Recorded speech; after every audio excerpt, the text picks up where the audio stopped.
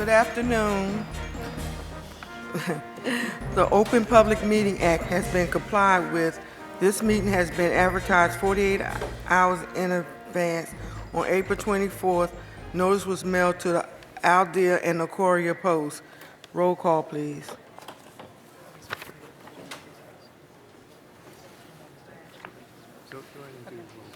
Good evening. Ms. Teresa Atwood? Present. Mr. Jose Brito Bueno? Present. Ms. Dorothy Burley? Mr. Joshua Cole? Present. Ms. Taisha Manir? Minister Wasim Mohammed? Mrs. Felicia Reyes Morton? Mrs. Martha Wilson? Present. Ms. Catherine Blackshear? Here. We have a quorum. Can we please stand up to pledge to the flag? I pledge allegiance to the flag of the United States of America and to the republic for which it stands, one nation, under God, indivisible, with liberty and justice for all. Thank you.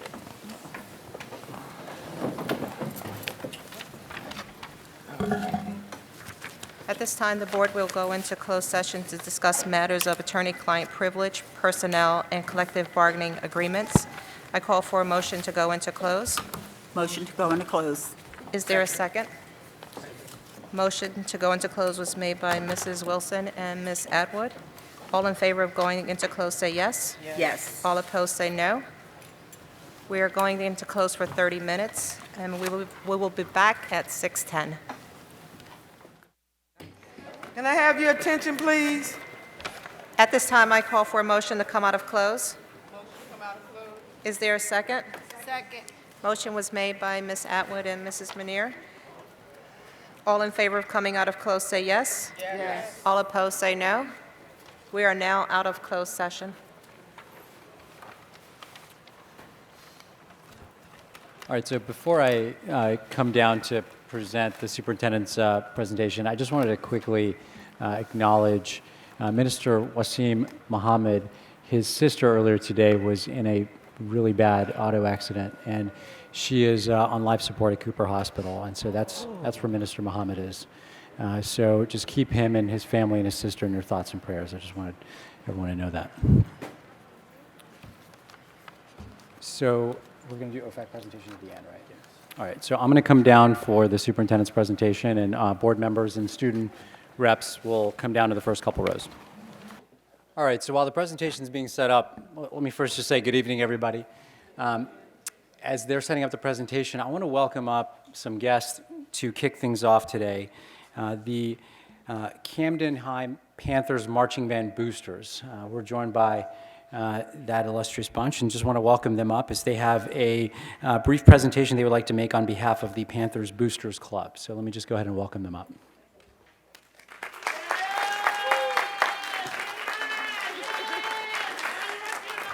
Hello, ladies and gentlemen. My name is Natalia Frisbee. I'm the vice president of the Booster Club. I'm here in the absence of our president, Ms. Michelle Banks-Spearman, to present a signed collage of our group that attended a trip to Memphis, Tennessee, with the support of the Board of Education, our superintendent, and our high school principal.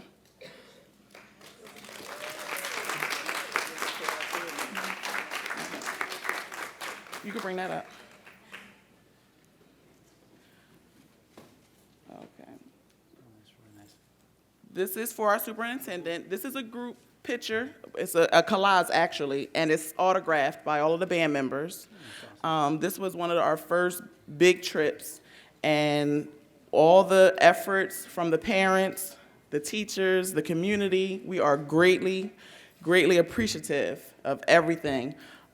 These are some of our band members. We have Mr. Hassan Sabri, our band director, here with us tonight. He does an awesome job with our kids.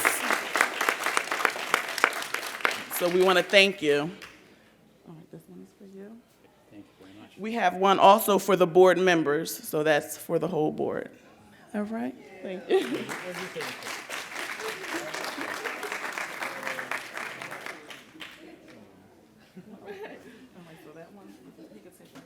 Okay.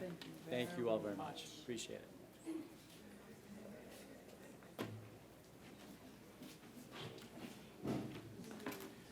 All right, let's give the Camden High Marching Band another round of applause. Thank you for representing our city, doing us proud. All right, so we're going to cover a few items here before we get into the highlights. We're going to talk about the graduation appeals process, gifted and talented, which was a follow-up from our last board meeting, Aramark concessions, which was another follow-up from our last board meeting, summer program for students, which was a press conference we had a little bit earlier today. I want to make sure everyone's aware of that announcement. And we'll close out with some updates on the Camden enrollment system before we get into district highlights. So let me first begin with the graduation appeals process. And so this update, apologies. This update has to do with a very specific number of students at Woodrow Wilson High School. So I'm not talking about the graduation appeals process across all schools, but specifically at Woodrow Wilson. And the backdrop for this update is that the State Department of Education issued new guidance to school districts about the portfolio appeals process. And for those of you that follow our schools closely, you know that a great many number of our students graduate through the appeals process. So if a student doesn't meet the PARCC requirement, doesn't meet SAT, ACT, AccuPlace, or a number of other requirements, they can still graduate with a diploma, but there is an appeals process that's in place. And so, to make a long story short, the DOE released new guidance on the appeals process, and that guidance was communicated to schools. Now, for bilingual students at Woodrow Wilson High School, there was some miscommunication on our end, and that guidance didn't get down to the school level in a timely fashion.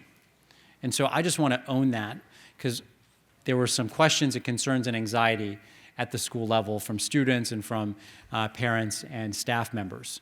And so last week we met with all of those stakeholders, and we had a 4-hour-long meeting. I see some faces in the audience that were at that meeting, and we addressed all of the issues that came up. So what we put into place is basically a graduation intensive for those 39 bilingual seniors to ensure that they gather their portfolio of work and meet the requirements. And so the good news is, while we fell a little bit behind schedule, we made up for that lost time over these last 2 weeks. And the update as of actually yesterday is that just about every last student will be able to meet the requirements for the appeals process. There were 2 or 3 students that were excessively absent during that 2-week period, and we've got to work with those students separately. But almost every last student will be able to meet the requirements. And so that's good news.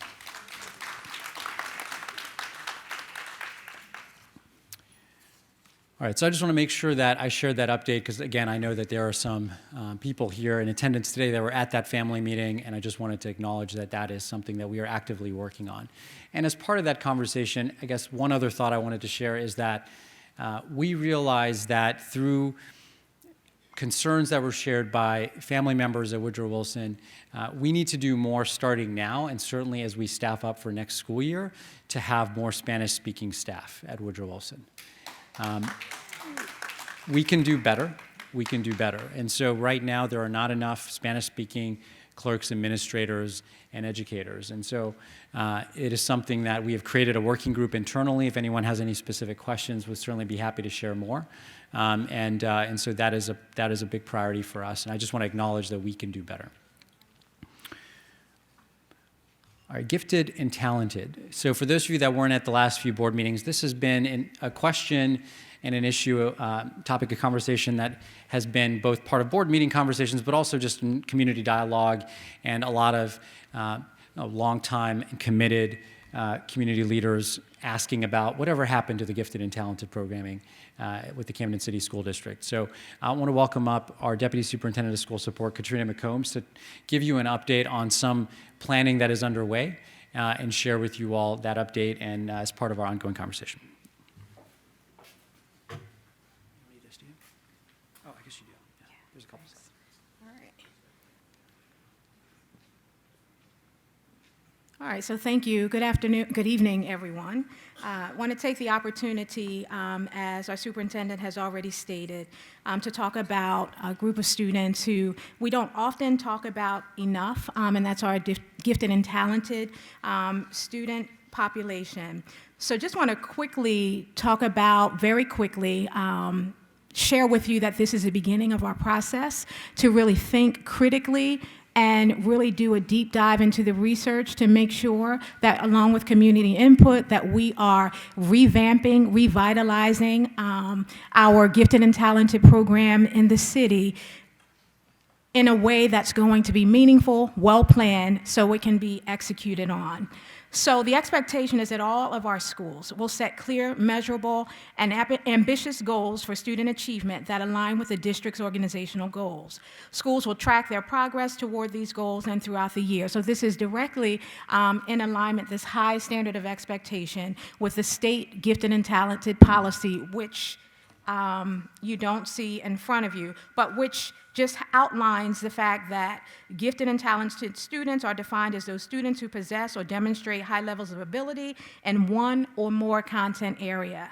And they are also, when compared to their chronological peers in the local district, require modification of their educational program. So that is the backdrop for everything that we are looking at. So the who of who is gifted and talented, I talked about that a little bit, and you'll see here that gifted and talented students from all grades are those exceptionally able students who possess or demonstrate high levels of ability, again, in one or more content area. And then when we think about when do we really select, or when are we going to set up a timeline for really being able to determine who is gifted and talented, it's important that we understand that because early discovery of a gift or talent is important, it's essential that the identification of these students be a continual process. So there are some students who may show emerging gifted and talented skills in a specific area early on, but then there are other students where it may emerge in middle school grades. So whatever we put in motion, we want to make sure, again, that we're carefully thinking about it so that it will be a process where we are continually being able to check in on students to make sure that we are giving every opportunity for students who are gifted and talented to be identified and to be have a focused program.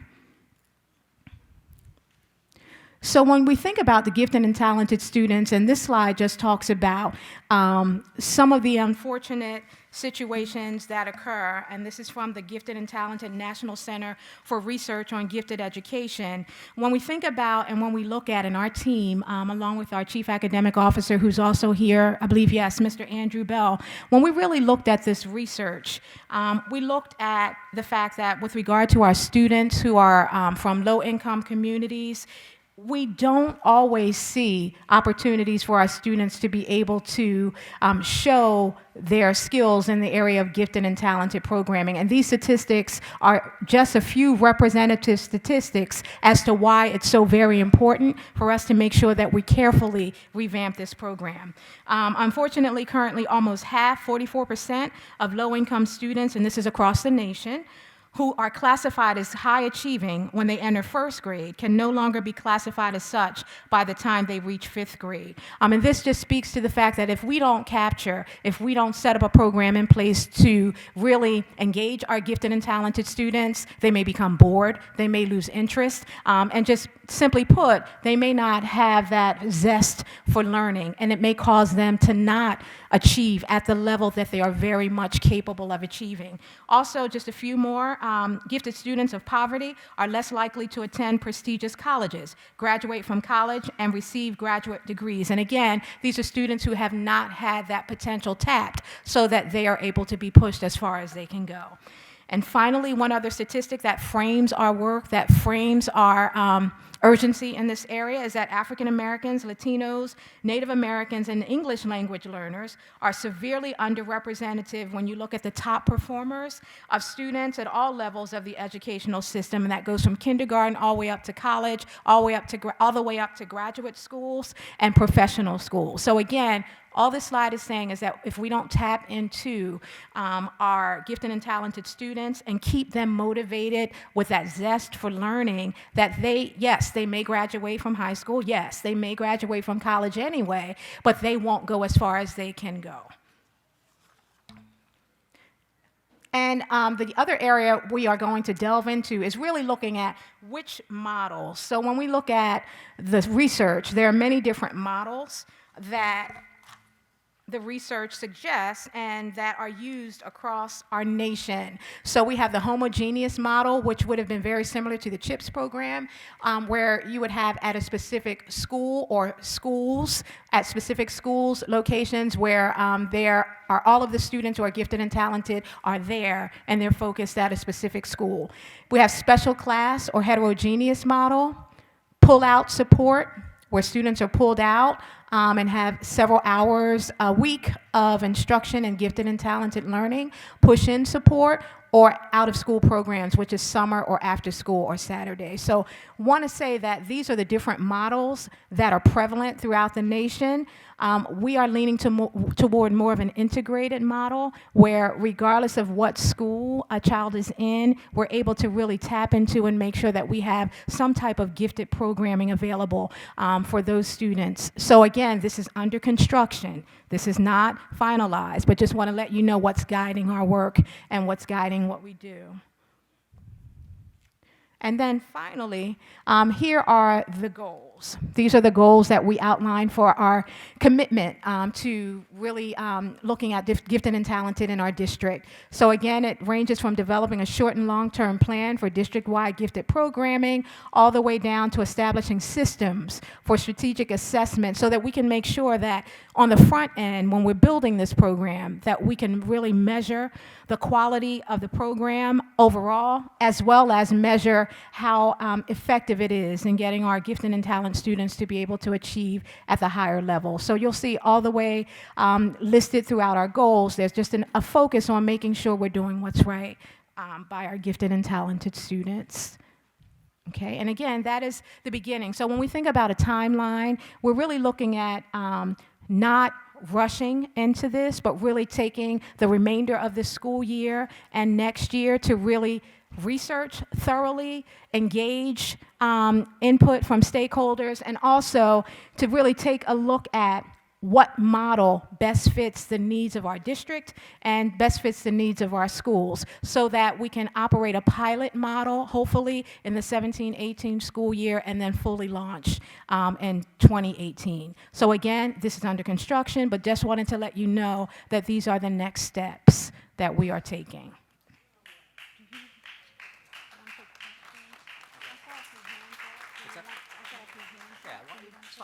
Okay, I saw a couple hands that were up, wanted to make sure, yes. Yes. The CHIPS program hasn't been in effect for, I think about 4 or 5 years. I may be wrong, but it's been quite some time that the CHIPS. No, I'm not saying that at all. I mean the program, the CHIPS model program.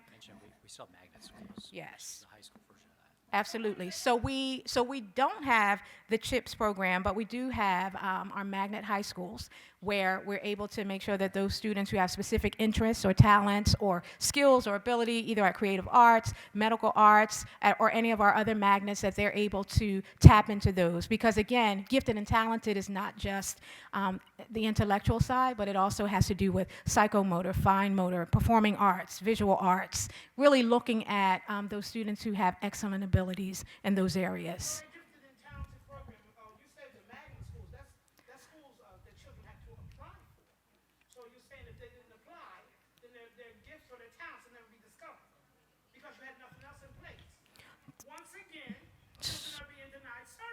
So what I am saying is that I hear exactly what you're saying. So what I'm saying is we rolled out a plan so that moving forward, we're able to think about and move forward with something that will be in more than one school. Because as I said in the presentation, we aren't leaning toward a model that's like the magnets. We're leaning more toward a model that can be replicated across all schools so that all students who may be gifted and talented, regardless of what school they're at, they will be able to get access to responsive education that meets their needs.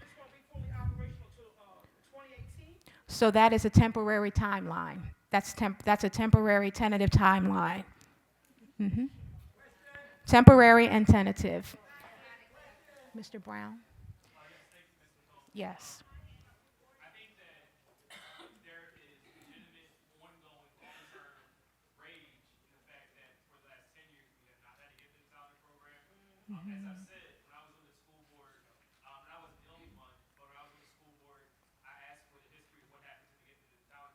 that time. First answer was I don't know, and then when I asked the people, the answer was that due to funding issues in the mid 2000s, Ms. Wilson, tell me if I'm wrong, due to funding issues in the mid 2000s, it was cut out, and it was never prioritized and it never came back in. I'll tell you from a personal perspective, with my son Ethan, who's almost 5, as I was looking for a kindergarten friend to go to participate in Camden enrollment events, when I would go to a district school and say, my son is a gifted learner, he's tested, what's it called, Bergans? Yes, that's one of them. The Brigants is one. Yeah, so my son is a gifted learner. I don't know, I think it's my own friend. Anyway, Okay. so I say to all the schools, what do you have for my son? Correct. So he's not bored. Right. Because based off what you're telling me, what the curriculum is, my son really should be in first grade, not kindergarten. So the answers weren't compelling. So this, so between that and being reminded by looking at, as I said last month, the budget speech that I gave in 2013, the district has always, in principle, I think this is important, has always in principle agreed with the idea of the gifted and talented program. But it wasn't until April 26, 2016, that we actually saw like clear evidence that it's something that's going to happen. I know Ms. Atwood mentioned this last month as well. So it was a huge mistake to get rid of it. And I think everybody can agree with that. But now, based off this timeline, I know I'm certainly interested in participating, as I'm sure many of us are, of how do we get a good program? Because if you told me that you're going to start a gifted and talent program in September, I would be very reluctant to believe that you can do that well. Exactly. It takes a tremendous amount of planning. Correct. And frankly, the intellectual capacity that you had to create the CHIPS program in the 90s, one that I was in, and a lot of my friends were in, the people that it took to put that together, they've all retired. They're Right. not here anymore. Correct. So you're either dusting off the books or you're doing your research. It takes a lot of work to do that. But this is one of the things. I'm not going to look more deep, but I'm like thinking about it right now. As I say this. This is one of the things that I think that people want to advocate for. The school district schools being better and treated as same energy that what do you hear? Same energy you put in helping kids get into Renaissance schools, you need to put in making our own schools well. Well, I think this is evidence. This is evidence of it right here. So we should applaud this, celebrate it, and work to make it make it better. But at the same time, have healthy scrutiny as the process. Absolutely. Absolutely. I appreciate your comments. I don't know who raised your hand first, so please yell at me. Hi, Ms. Carter. Yes.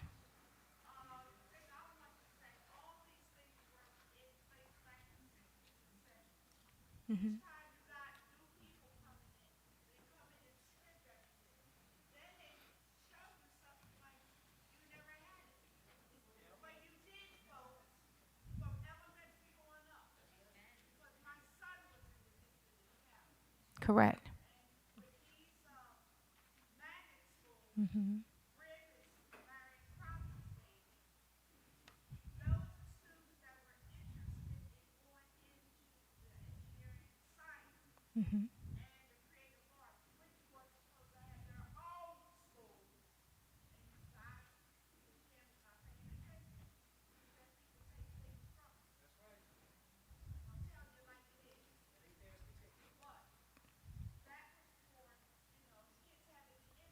Yes.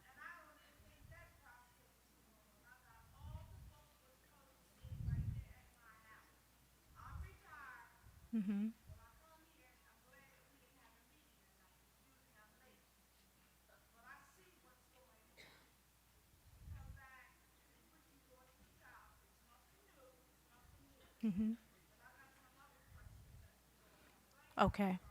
Thank you. That's no problem. Just want to affirm what you're saying. As a student, a former student of Hatch, under Dr. Mary Arnold Frazier, I was in the academically talented program there. So I'm very much aware, and I think that's what brings richness to the conversation, because our superintendent is listening and he is responsive. And so everything is not new, but we can look at what worked when we were in school and improve upon it so that we make sure that our students are prepared. So I think I agree. Yes. That's right. Oh. Yes, ma'am. Sure. Yeah. Ms. Trent. Ms. Trent? Ms. Trent. Yes, I have a 12-year-old who is absolutely hatched. Yes. He is graduating, and he is graduating this year. Yes. My problem was the kid got the grades, but got in trouble as well. They Not even 2 months it's been. They just separated the classrooms. Still, the kids are not being pushed. They're Okay. not giving them academically the challenges that they need to overcome. The teacher will give him one math problem for the whole week. What is that? He's in a Not busy acceptable. class for a reason. His test scores are through the roof. Mm-hmm. And you're not challenging him. Right. So when he furthers his education, he's still going to be behind.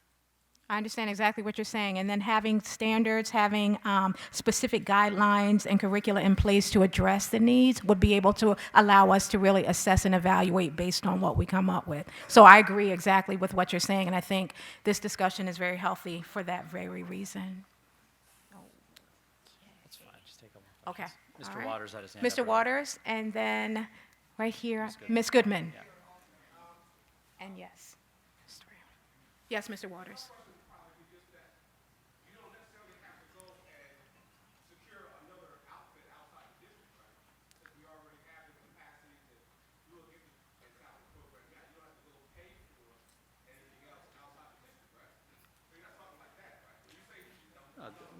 You just say they're staffing related costs. Oh, right. No, not that when there's another model, it's just whether or not we want them all at one building, if we want them to be integrated, pull out, push in within the district. Yes. Within the district. Yes, it is within, this is within district that we're discussing. Yes. Yep, thank you. Ms. No, it's not rocket science, but it does have to be thought through meaningfully. Yes, that's correct.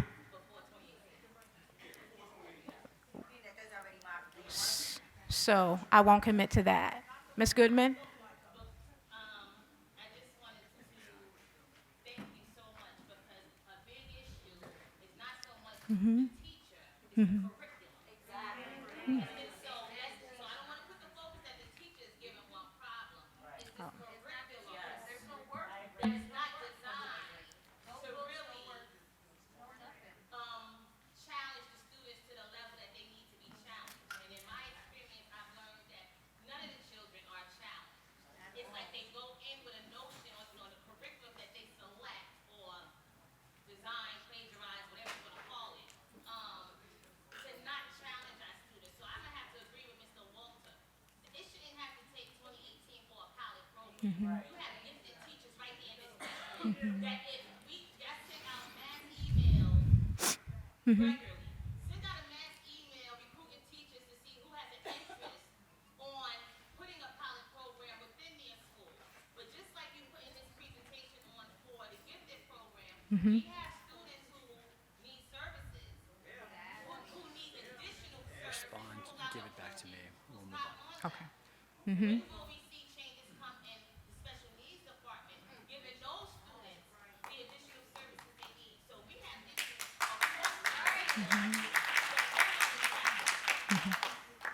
Thank you. I appreciate your comments. You're absolutely right.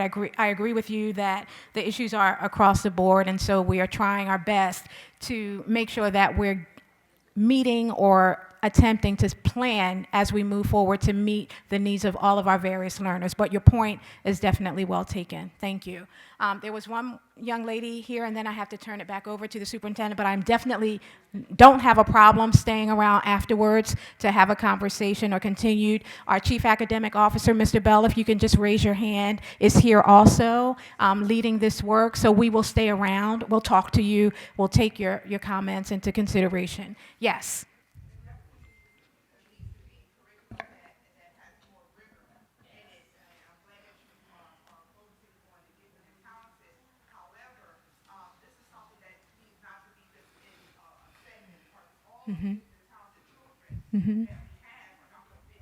Correct. You're absolutely right.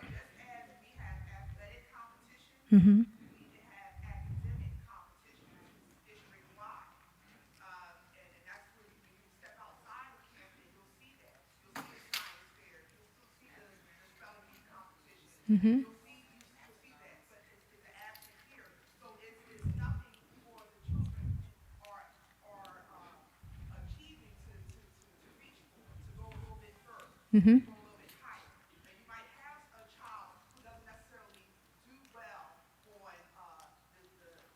The standardized test? Okay. Mm-hmm.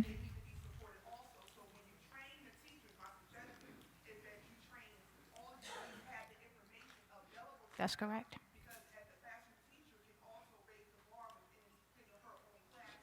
Agree 100%, differentiating instruction, so we're meeting the needs of all of our learners, which is something that is the expectation, but definitely, I'd love to talk more with you about those ideas. And I can stay after. Sure, sounds good. Let me just say thank you for your advocacy. I know there are still some questions. We really, we've got a very full speaker list and a few other issues we want to talk through today. But I want to say thank you for your advocacy. I mean, we are here presenting this update in response to the feedback that you all provided us, in response to our board members who have also been advocating on this very specific issue. And at the end of the day, I mean, this conversation in many respects is representative of our team's conversation as we were going through the planning process. So I'm like, it's bringing back the memories of that conversation in that we were pushing ourselves. We don't want to just create a program where some kids benefit from it and others don't. Like, we have to kind of always be thinking about equity for all kids and access for all kids. And so that is kind of the inherent tension in creating gifted and talented programming as a policy matter, and just thinking about who has access and who doesn't and how it impacts the entire district. At the end of the day, what stands out in my mind, for those of you that come regularly, Josh Sims, our student board representative from Creative Arts Morgan Village, who is a phenomenal student, he mentioned that he's part of the band at Creative Arts Morgan Village, and they went on a week-long trip. And he came back to school, and he said that in his math class, they were still covering the exact same thing that they were covering when he left. And so, for him, he needs to be challenged, and we know we can do better. And you're right, the curriculum has a lot to do with it. So for those of you that are voicing up about the curriculum, I want you to know that it is continually something we are aiming to improve.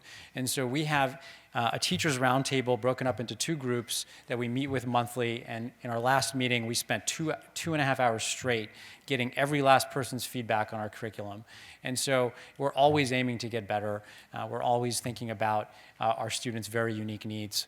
And so Josh's story really jumped to mind as I was listening to this conversation here today.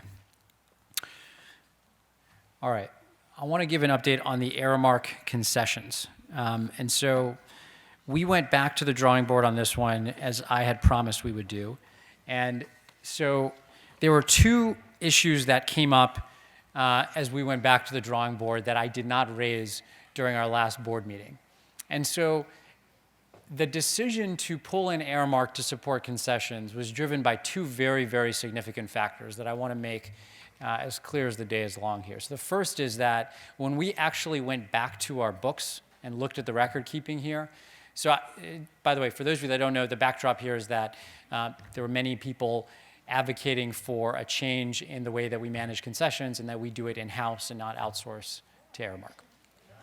So when we went back and looked at the books, what we saw was that even though the money is going directly to the school as they take the cash and proceeds from the concessions, when you factor in all of the costs, because there's a lot of overhead associated. You're paying staff, you've got custodians, you've got security guards, et cetera, et cetera.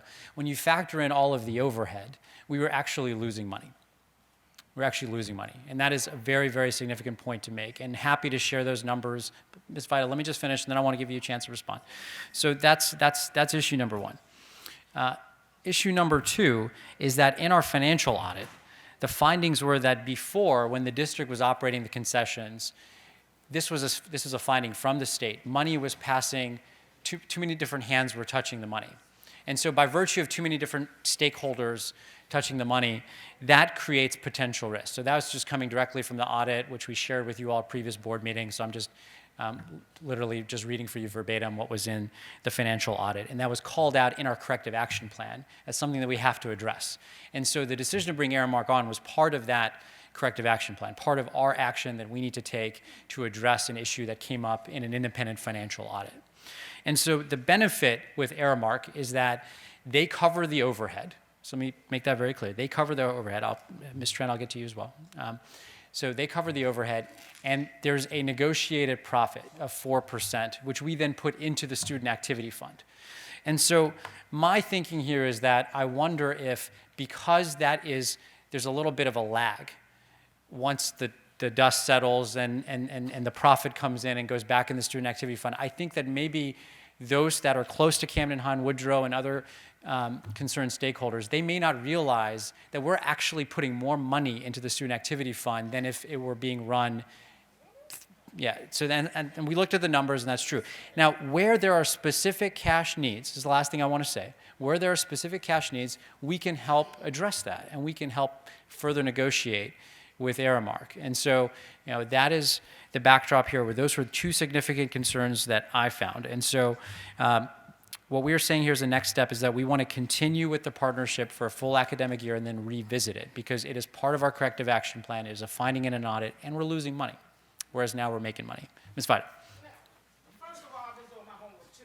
Let me advise you that I'm aware of the fact when you factor in the cost, you're factoring the police officers in, that's hired, am I correct?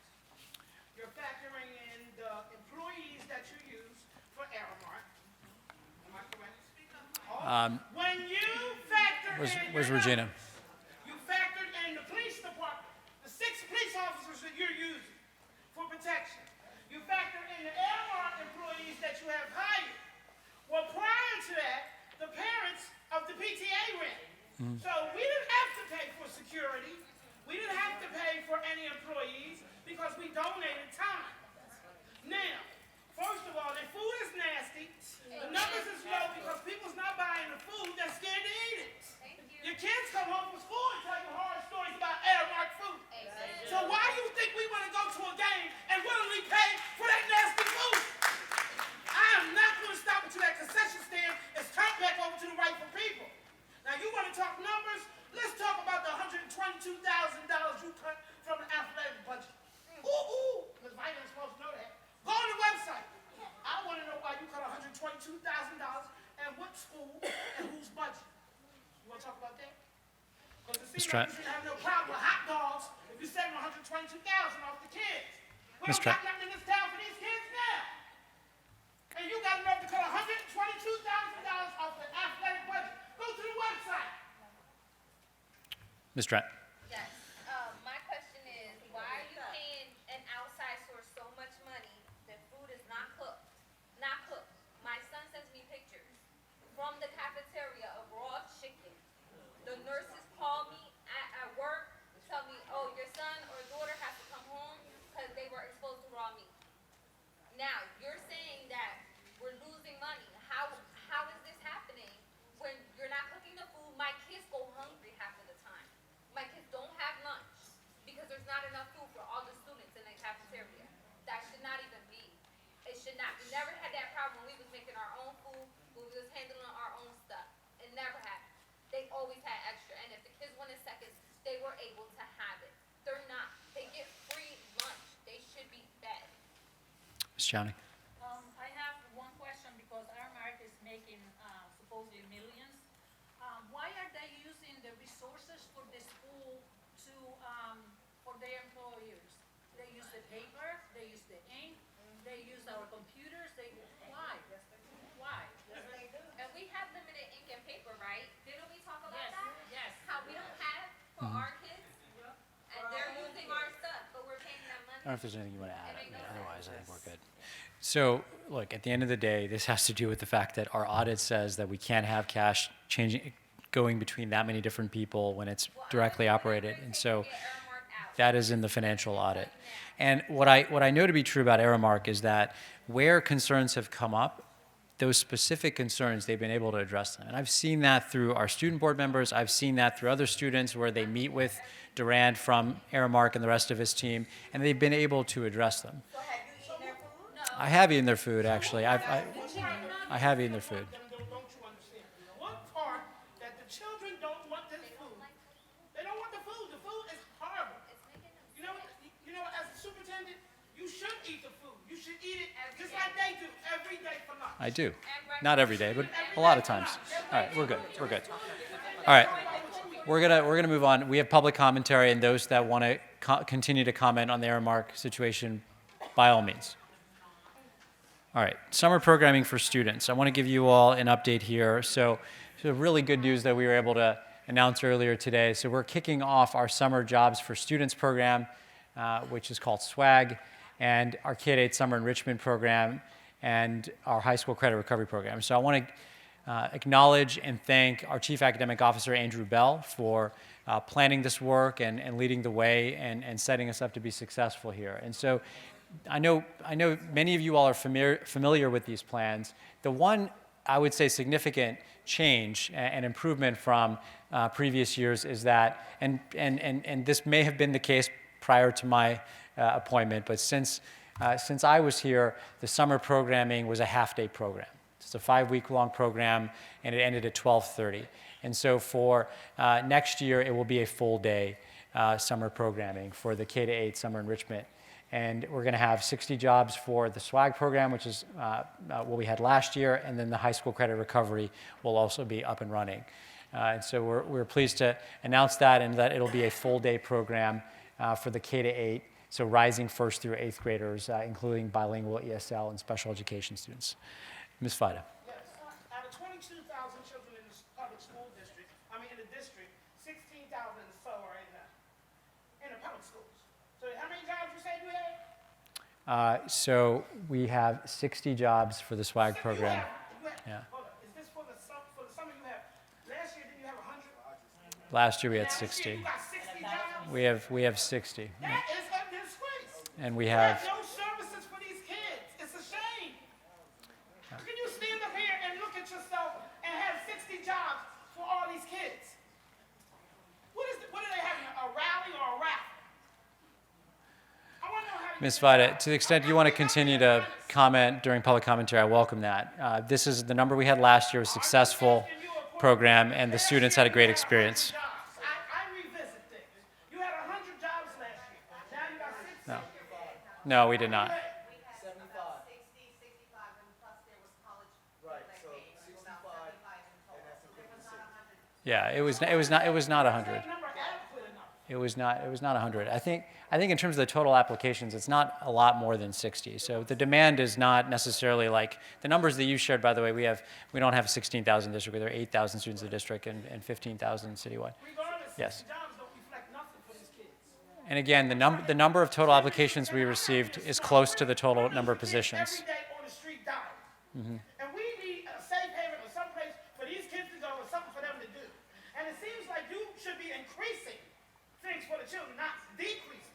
That's what I'm saying. Ms. Vida, it's a successful If you're a program concerned person, that's well run. If you are a concerned person, this is how a concerned person acts. We know that we need outsources and things for our children. So 60 jobs is what you call something for them to do for the summer? I don't think going back and forth is a productive use of time. So I know where you stand on this. I appreciate your advocacy. There's a point where it's hard to operate a program as it gets bigger and bigger and bigger. And we basically were able to meet the demand from prior years. There were a handful of students that we weren't able to get placed. But for the most part, we situated every student, most every student, and it's a successful program. I'm going to move on. Gary, I know you've got a comment, but we're now running pretty behind, and we've got a full speaker list. You outsource it. That's what you do. All right, so the update on Camden enrollment is that on March 19th, more than 2,400 students who applied to the the enrollment program learned their results. So the news here is that 80% of those applicants were matched to a school in one of their top 3 choices. So 80% of the 2,500 or so applicants were matched one of their top 3 choices. And so the remaining 20% of applicants are placed on a wait list for the schools they apply to, and to the extent a seat opens up, the family will be contacted. And so our enrollment team is working around the clock to ensure that we get this information out to those families. And it's worth noting that there is always a guarantee to your neighborhood district school, and that has always been the case, and that message will be communicated certainly to the 20% that did not receive one of their top 3 matches and are on the wait list. They have a guaranteed seat at their neighborhood district school. So since March 1st, another 600 students applied as through the spring enrollment application process. And so those families will be notified on an ongoing basis as the seats become available. And so families can see which schools still have available seats by visiting camdenenrollment.org. And applications can be submitted online or by calling our number, which is noted there, 856-536-3999. So that's the most recent update. If it can wait until public commentary or after the meeting, I'll get to your question, Ms. Carter. You can't actually see it, is that what you're saying? Oh. Yes, ma'am.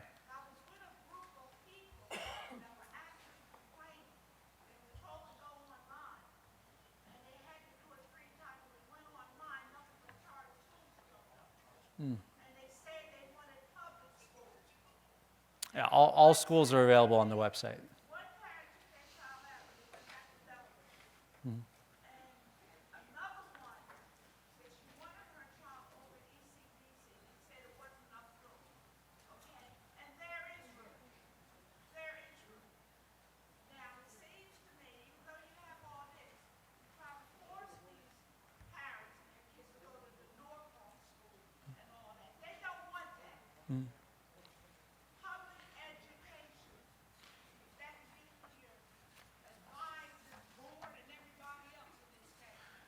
And if there are any specific questions, please feel free to send them our way, and we'd be happy to raise them.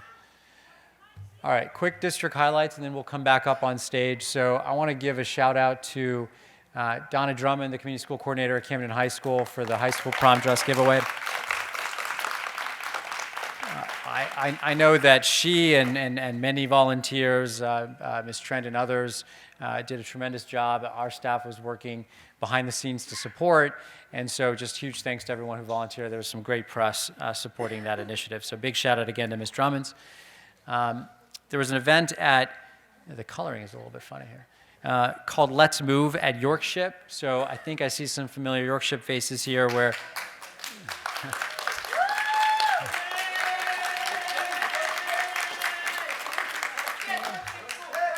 for those of you that actually participated in this, maybe you're still sore like I am. It was a pretty intense workout. And just a big shout out to the staff for organizing that. The kids were engaged start to finish, and the staff, a lot of them participated as well. Sheree from our team, I'll give her a shout out, who helped support this. So thank you, Sheree. Pre-K enrollment registration is open. So to the extent you have a 3-year-old or know of other families, so if a child turns 3 before October 1st, they can enroll in a free citywide pre-K program, and there is the number there for our early childhood team. So obviously reach out to anyone on our team if you have any questions about the enrollment drive. And as you all know, this is one of our big initiatives since over the last 3 years, where we've increased the enrollment in pre-K pretty significantly. We want to continue moving in that direction.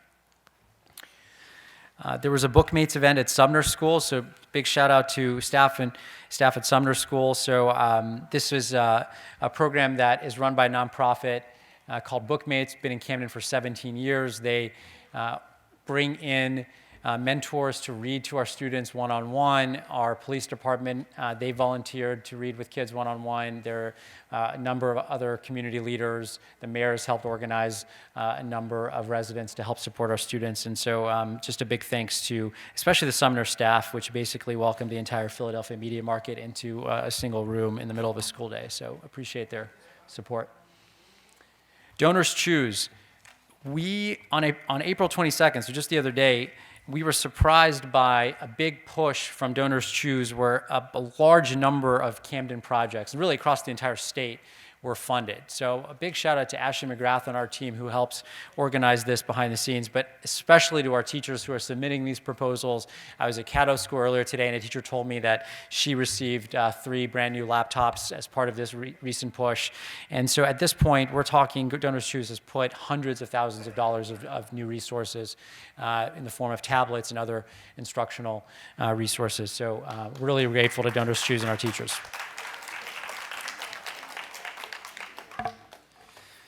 Wiggins, so if there are any Wiggins staff here, a big shout out to you for the school visit that you all recently had. A number of your students go to the Ronald McDonald House, where the students spend time with terminally ill children and their families at Camden's Ronald McDonald House. So thank you, Wiggins staff, and certainly that was an experience I'm sure our students won't forget. So thank you for your service. BRIM inducted a number of students, so a new class of students, to the National Honor Society. So the members in the National Honor Society, they're provided additional scholarship opportunities, community service projects, and the chance to be attending youth leadership conferences. So huge kudos and shout out to the BRIM students and the staff who helped support them. Camden City School District attendance officers. I know a lot of people here are aware of the hard work that they do, and they were recognized recently. There was a story in the Philadelphia Inquirer, and I think there may have been another one.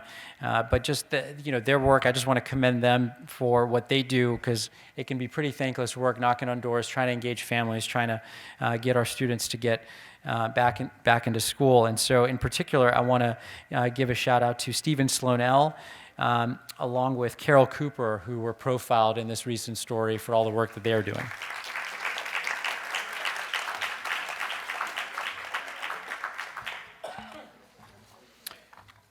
Woodrow Wilson Anti-Violence Summit. So that is coming up Saturday, May the 28th on Memorial Day weekend. Big shout out to Mr. Waters, who is helping spearhead this event to provide an opportunity for students and families to discuss the impact of violence and solutions to reduce the amount of violence here in Camden. So thank you, Mr. Waters. Jump in.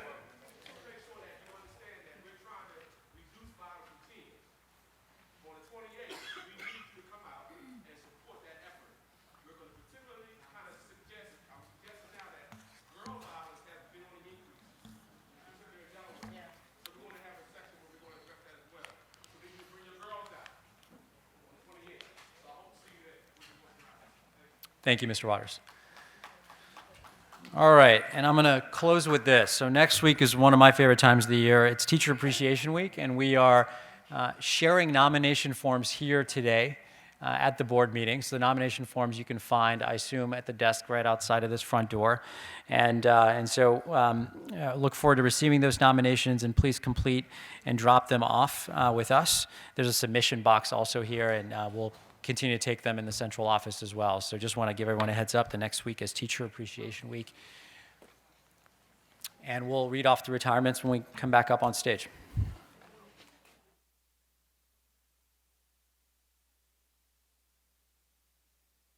At this time, we would like to acknowledge our retirees. Ted Ambrose, custodian, warehouse, 10 years and 3 months. Wyomia Barnett, professional A, H.B. Wilson, 23 years, 9 months. Cheryl B.B., teacher of special ed, Yorkshire, 11 years, 10 months. Michael Brown, custodian, Brim, 27 years, 2 months. Carolyn Cohens, teacher of business ed, Camden High, 15 years, 10 months. Esther Davis Norman, paraprofessional A, ECDC, 30 years and 10 months. Adele DeMedio, teacher of art, Brim, 24 years, 10 months. Jeanette Frisbee, clerk, warehouse, 44 years and 6 months.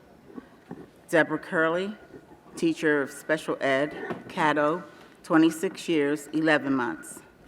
Denise Leidy, teacher of math, Dudley, 21st years, 7 months. Michelle Miller, teacher of special ed, ECDC, 14 years, 10 months. Michael Sargent, teacher of special ed, Woodrow Wilson High School, 25 years. Hannah Williams, paraprofessional A, Dudley, 2 years, 1 month. Sylvia Weiche Fitzgerald, clerk, RT Cream, 28 years, 7 months. Once again, we, the Camden City Board of Education and Camden Board Advisory Board, would like to thank each and every one for their service that they gave to our children, to our parents, to our teachers, our staff, and our community. Thank you.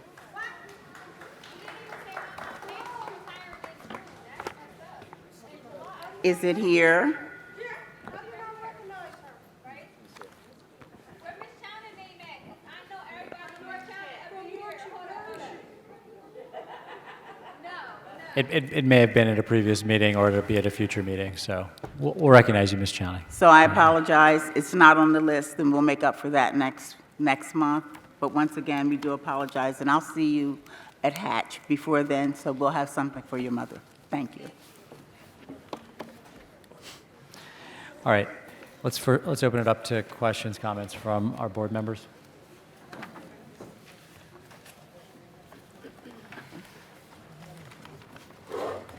Actually, I should hand it off to Regina first and then open it up to you guys. Sorry about that, I went a little bit out of order. Regina, go ahead. The board secretary respectfully submits the business office agenda items for approval, including the bill list, the financial reports, and 13 resolutions.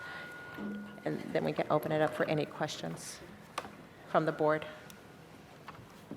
I just want to say, for the public, we want to be mindful that even though we have 60 jobs available at the Board of Education, we are all partnered with the mayor, with the city, so we are working in partnership, so there are going to be more jobs available for students.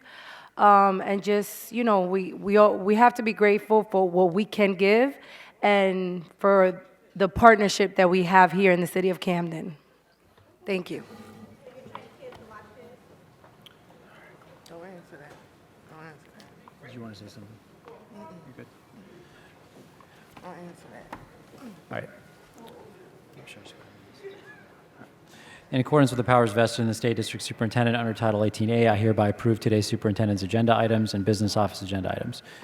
Our student board reps, there were a number of competing priorities today. So, for example, there was a college visit that one of our board reps is on right now, and so a number of other events that they are now tied up with. So we are joined by Cameron Carter from Creative Arts. So Cameron, I'm going to pass it over to you. Good evening, everyone. As he said already, I'm Cameron Carter, and I'm a senior at Creative Arts, Morgan Village Academy. I just want to bring to the table about Park. As many of you know, we are in Park session, and since we are a 6 through 12 school, we take Park longer than most schools, and Park is a 6-day test, so since we are 6 through 12, it's way longer than most other schools that have to take it. An issue with Park is the scheduling of teachers. For example, I take 3 AP classes, and for those who don't know what AP classes are, it's like an accelerated class, and you receive 3 credits per test if you pass, and those credits can decrease the amount of money you have to pay once you get to college. And all my AP teachers are proctoring the test, so since we started Park with the 6th grade, I haven't had some of my AP teachers teaching my classes, so I have had substitutes for the past 2 weeks, and I haven't been able to prepare for my AP tests, and my AP tests are next week. Other than that, I just believe the solution to that would be for next year for us to be more organized and well prepared for Park with the scheduling of teachers, and be mindful that we are a 6 through 12 school and it's a lot more stressful with us. Another suggestion I have for seniors and juniors is that most of us are 18 and we don't know how to register to vote or if we are eligible to register to vote. So I believe we should have a workshop or a class with parents and students to learn how to register to vote. Just speaking in the absence of all my student board reps, I just feel as though that we need to be supported more from higher up all the way down to us with curriculum, staffing, after-school programs, any extracurricular activities to make sure that we are receiving all the things that we can to prosper and make our city better. Thank you. Thanks, Cameron. Appreciate it. So we're now going to enter public comment. Rules for public comment. The Camden City School District welcomes the attendance and comments from all members of the public at its meetings. This public comment period is your time to be heard on the agenda items in this meeting. Each person who signed up to comment will have 3 minutes. You will be notified when your 3 minutes are up. You cannot yield your time to another person. When it is your turn to speak, please remain at the podium and address all of your comments to the board president or the superintendent. Please conduct yourself in a respectful and courteous manner. For anyone whose comments or actions either harass, intimidate, or threaten the safety of any person, we will provide you with a warning or immediately end your comment time. Also, if you curse, use vulgar language, or make personal attacks, we will provide you with a warning or end your comment time. We will not interrupt you during your 3 minutes of comments. Members of the audience should also not interrupt the speaker at the podium. If you have any questions, please ask your questions during your 3-minute comment period. After the public comment period is closed, the superintendent or his designee will address your questions to the extent provided by law. Thank you for your understanding. Our policy is that we have 30 speakers for public comment, and when there's an overflow, if one of those speakers doesn't speak, then we'll take from the overflow list. So right now we have 30 speakers slated and an overflow list of about 8. So like I said, if one person doesn't speak, we will start calling names from the overflow list. The first speaker is Nizia Easterling. Nizia Easterling. Second speaker, Helen Banks.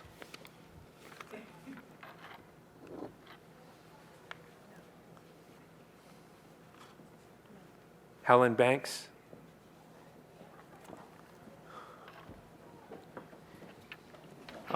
Third speaker, Corrine. Corrine.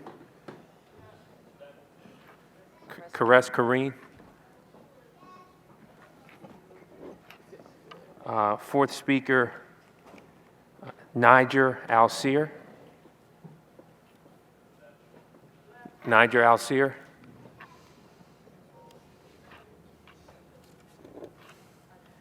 Fifth speaker, Ulysses Delgado.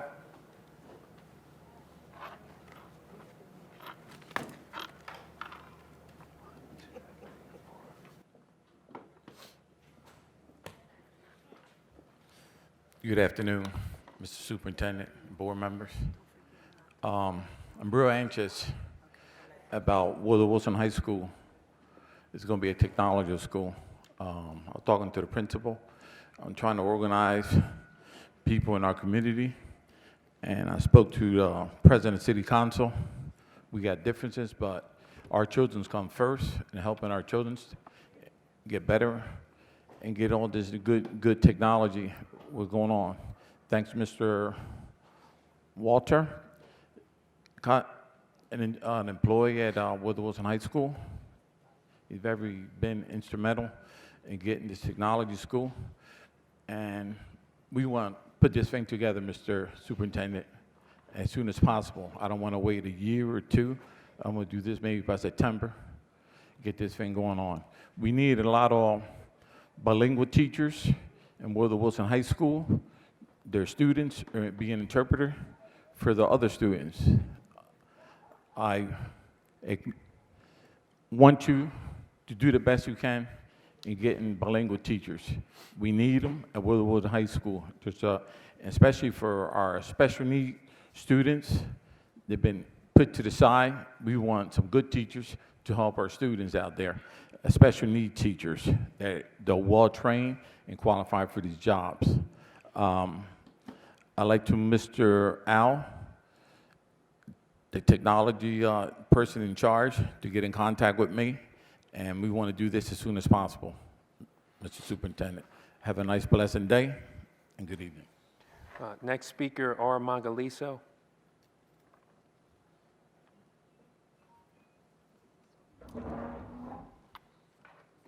Can't see the student.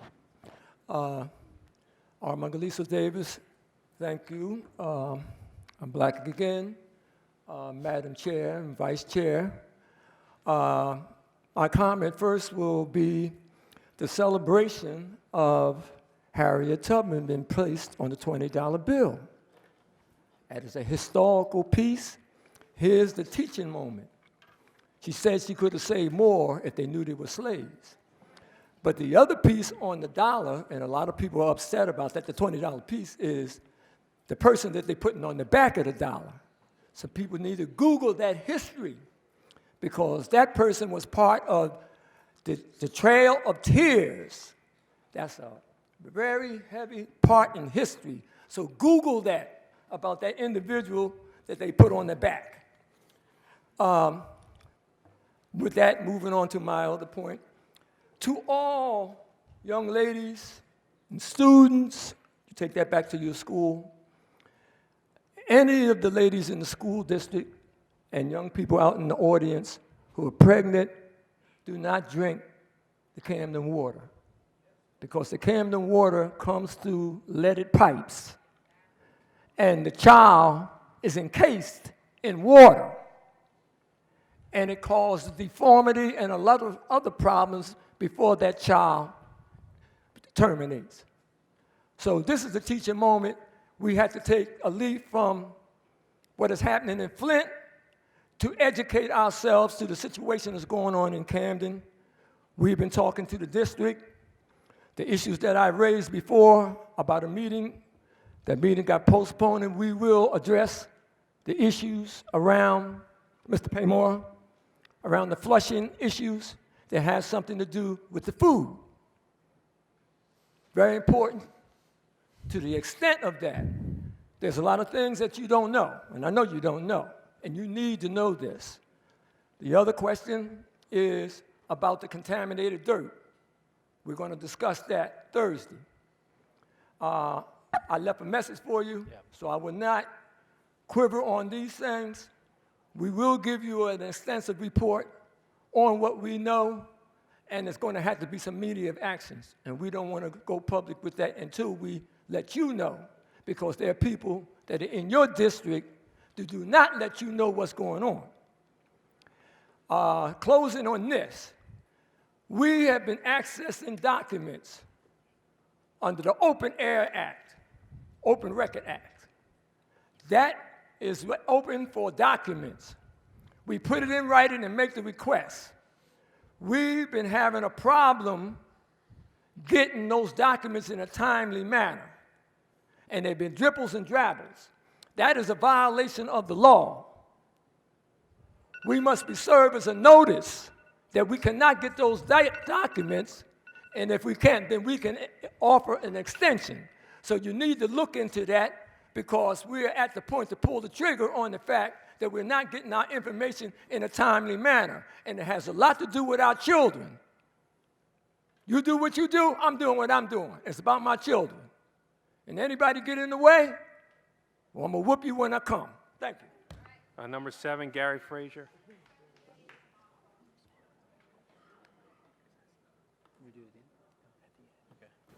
Good evening. Gary Frazier, 1246 Empire, Camden. So, I wanted to talk to this board about a number of things. First of all, I'm looking at across the district, and of course you guys know I've been a big advocate for the park test. I know the testing is still going on in reference to the park. There are some laws that are, there is a law right now that clearly states that the children have a right to refuse it. Our positioning on it, and I'm sure Mr. Payman, we went over this before, your positioning on the district as far as having the children take the test. I still stand firm with what I say, that the children have a right to know, the parents have a right to know their rights in regards to the park. They have a right to know that they can refuse it. In fact, a judge ruled on Governor Christie that he had violated a lot in the park. He doesn't know what to do with it yet. Don't even know. He says he doesn't agree that children shouldn't be testing, but he also says to continue to have the children test is illegal. So, again, I will bring this forth to the district that you might revisit it, or that you might consider other options. I've given options that you could ask for the money back that you put into park and put it somewhere else for the children. In reference to the jobs, I will say this, I'll have to correct some people, because it was not 60 jobs, it was only 50 jobs. However, I do see that there is ways in which we could partner together and collaborate together. There are other avenues, other pilots we could use to find some sort of programming throughout the summer for those children who may not get selected for those jobs. I would also say to this district, well, to everyone, I know that there's a citywide spelling bee that is going on across the city of Camden, and I saw it on the board minutes, so I look forward to helping promote that, and that is coming by way of the Village, which is a grassroots organization in the city of Camden that meets every single Monday to work on a few things in our community. I know that my time is limited, but there's a few things I want to say. And my last journey, the last couple of weeks, I've been on the campaign trail, as many of you probably know. And the transformation that I have seen in the communities with children between the ages of 18 and 24. These were the problematic children in the communities. And what I've seen under this organization that you guys see that I'm wearing, I know it looks as and it appears as if we are doing this, to get Senator Sanders elected. But I want to say that this is so much more than that. I've had a chance to really look into the program, which is why I'm a part of it. And I see it as being something beneficial for us here in the community. And it entails having the youth, if I could just have a few more minutes, it entails having the youth play an active role in their community as far as cleaning up in the neighborhoods, cleaning up on their streets, reinvesting and empowering them to take pride in the space in which they live. So I would ask the district if they would probably consider, at least to have a conversation that we might be able to implement something like that in our community. And I just want to end on... Thank you, Mr. Frazier. Your time is up. Can I just end on this one note?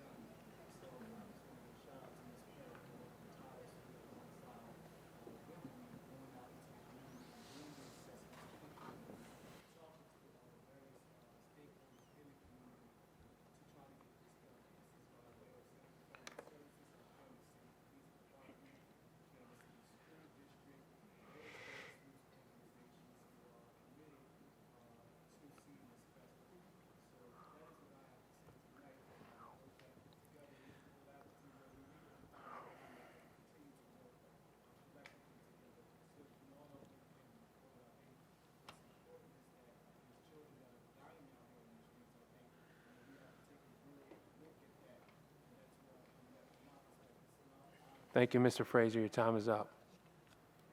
Next speaker, Nicole Goodman.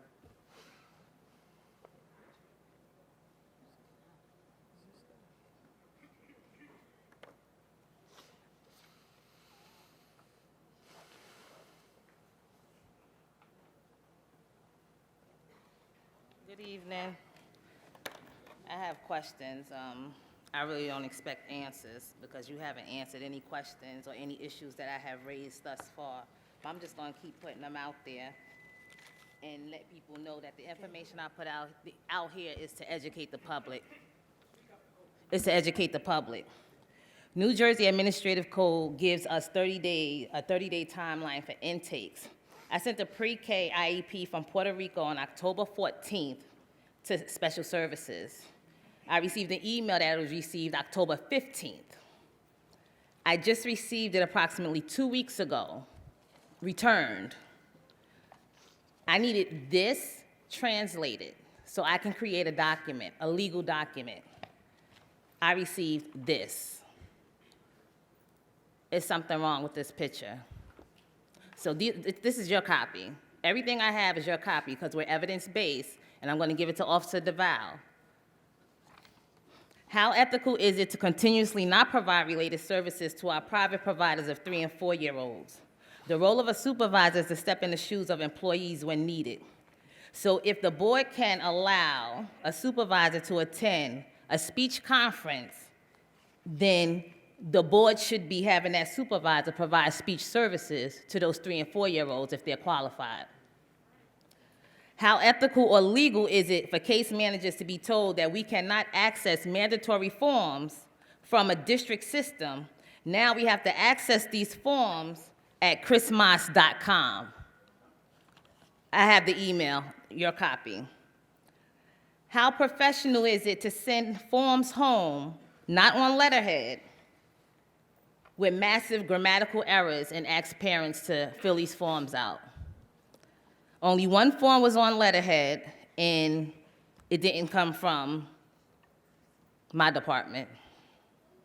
Holding meetings with Bonzo parents of 8th grade students and our smaller programs, the only concern they have expressed was high school placement, because as you know, our students that are in our smaller contained programs for learning disabilities, they're turned down.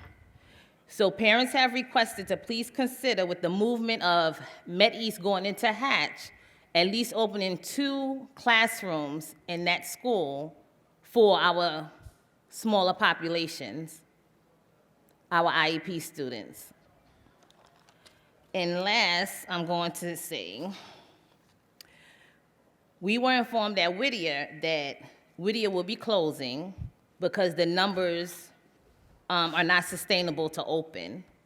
I think it's unfortunate that parents were sold an unrealistic dream last year, because we were well aware of the numbers going into this year, Whittier, that the likelihood of sustaining for a transitional year would not happen. So moving forward, can we be a little more honest when it comes to school closures and phasing schools out? Number 10, Angel Cordero.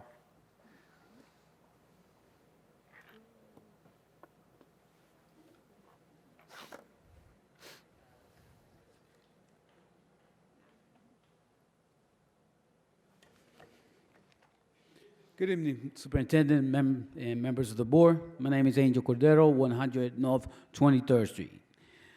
Superintendent, when the parents from Woodrow Wilson, when 39 parents came up to me with their concerns, I got to hand it to you. You dealt with that. You took it. You owned it. You took a meeting where it lasted 4.5 hours. You answered their questions.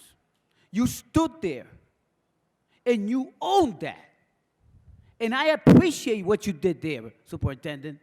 I don't know of any superintendent who would have done what you did at Woodrow Wilson. None.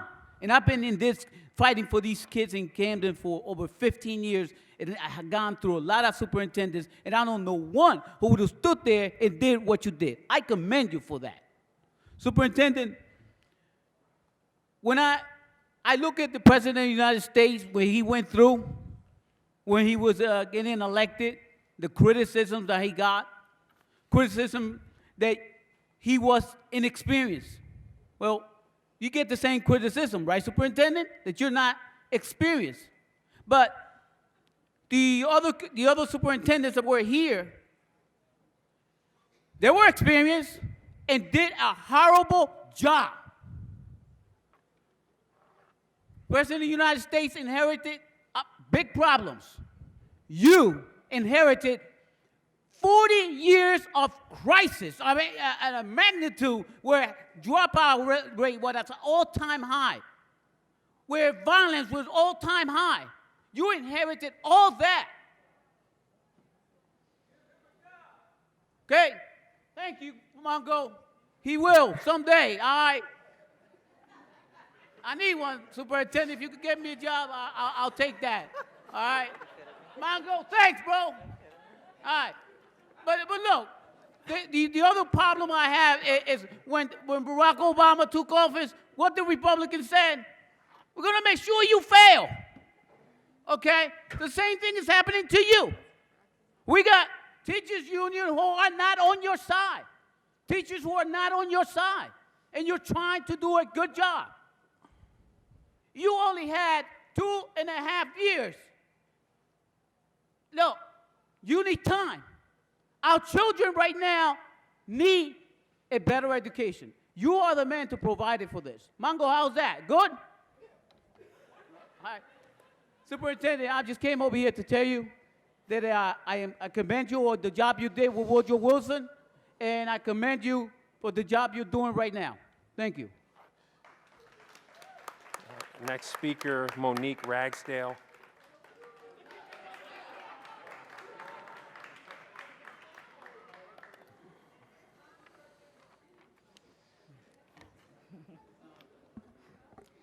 Good afternoon. My name is Monique Ragsdale. I am a resident and an involved parent, fighting for our children's education.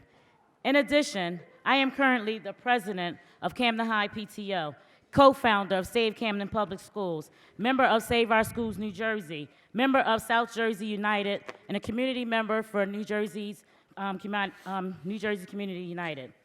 These are all organizations fighting to protect our public schools, preserve democracy, and take back what rightfully belongs to Camden. Today, I am speaking on behalf of New Jersey Communities United and the parents of the various schools. While I raise a few issues, my emphasis is about restoring our democracy and returning Camden public schools to the people of Camden. This is about local control, pure and simple. Upon the appointment of Payman Rohanaford, our traditional schools has been at a safety risk for our children with safe corridors programs promoted without shared services, without safe shelters, without a safety plan for our children. Community policing should be aware of our children when they are in danger, like the shooting that happened at the Yorkshire School, and they didn't even know when to lock down. The Camden District has not developed a curriculum that implements teaching instruction and delivery methods for the guidance of our children's learning. This district had neglected to supply our children with the resources and books to enhance their learning and continue to deplete programs, activities, and educators that are unique and vital to our community.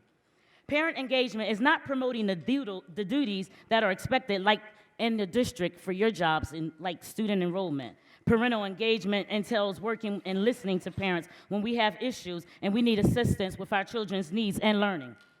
Shared programs brought into our district to build stronger families and partnership with our schools should be presented at the school board in front of the communities so that we can have an opportunity to weigh in on it. The community should be able to voice our concerns, and these programs should explain whether they are necessary and can be to an asset to our district, like Aramark. That's not an asset to our district. That is a disaster and a safety risk. We gave away our schools, left with only one choice, forcing students into Renaissance, increasing our classroom sizes like at Yorkshire, and inflating our administrative budget. We can no longer let our children be victims of circumstances with vacancies of educators, broken promises, lack of resources, and a commitment that doesn't entail vocational or enriched education. At the end of the day, Rohanaford, you work for the state Governor Christie. These are our schools and our children, and I just want to put you on notice that we're going to get local control. And anybody's interested in regaining local control for our district would like to sign my petition. I will be located right here in the school board, and I will be at your school to do some voter registration later.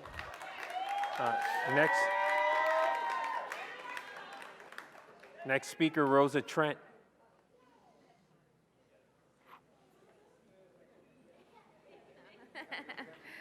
Okay. Well, hello. My name is Rosa Trent. I am PTO president at Hatch. I am vice at Camden High, and I volunteer at ECDC on a regular basis because I have children in all three schools. I have major concerns with Camden High. The first is the remodeling on Camden High School, and when will it start? We got the funding approved 2 years ago and still haven't heard anything. So that's a major concern for us. My other thing is the CSC programs and events were placed on September's board minutes, but were still not approved in a timely manner. I don't understand how y'all are not getting these events approved when we're putting them in before time. Parent-teacher conferences should be the first and second marking period. At the end of the year, we have it jam-packed. You have to go compete against the other schools as opposed to ECDC. I have to run to 3 schools myself. So I have to go from Hatch to Camden High to ECDC. It's not conducive with 4 children, 2 jobs, and everything else we have going on in our lives. You guys got to communicate with us to make it easier for us as parents. That's how we work together in unity. And we have young men here from Camden High who had a question. They want to know where their dress down money is going. Nobody knows. That's a right they have to ask. They're paying all this money so that they can be comfortable once in a while. They're not getting their funding. I don't understand why. And for my issues with Hatch, which were so many, let's see. Aramark was a big issue at Hatch. A lot of the students there have been complaining to me personally. I spend a lot of time there. Out of the week, I'll maybe spend 4 or 5 days there. And I volunteer my time. I don't get paid. I don't get anything but just to be around the kids and help what they need help with. As a parent, I have 2 that attend Hatch at this moment. My 12-year-old, as you know, is graduating early, and I have a 5th grader as well that attends Hatch. So he will continue to attend Hatch for next year. So they were complaining to me, taking pictures of raw chicken and fake chicken nuggets, and half the time they said, Mom, they don't even have enough food to feed everybody. So we come home hungry every day. Every day they come home screaming, I'm hungry, I want something to eat. My major concern was the vacancies. I know I was looking at the board minutes, looking at who was on leave, who was on this, who was on that. If they're not coming back from leave, you guys need to replace them. You cannot keep sending these substitute teachers in. Our kids are not learning anything at all, period. They sit in a classroom all day on a computer. Or if they don't have a computer, they sit there with nothing because they don't have books, they don't have anything to entertain them with. Thank you, Ms. Trent. Your time is up.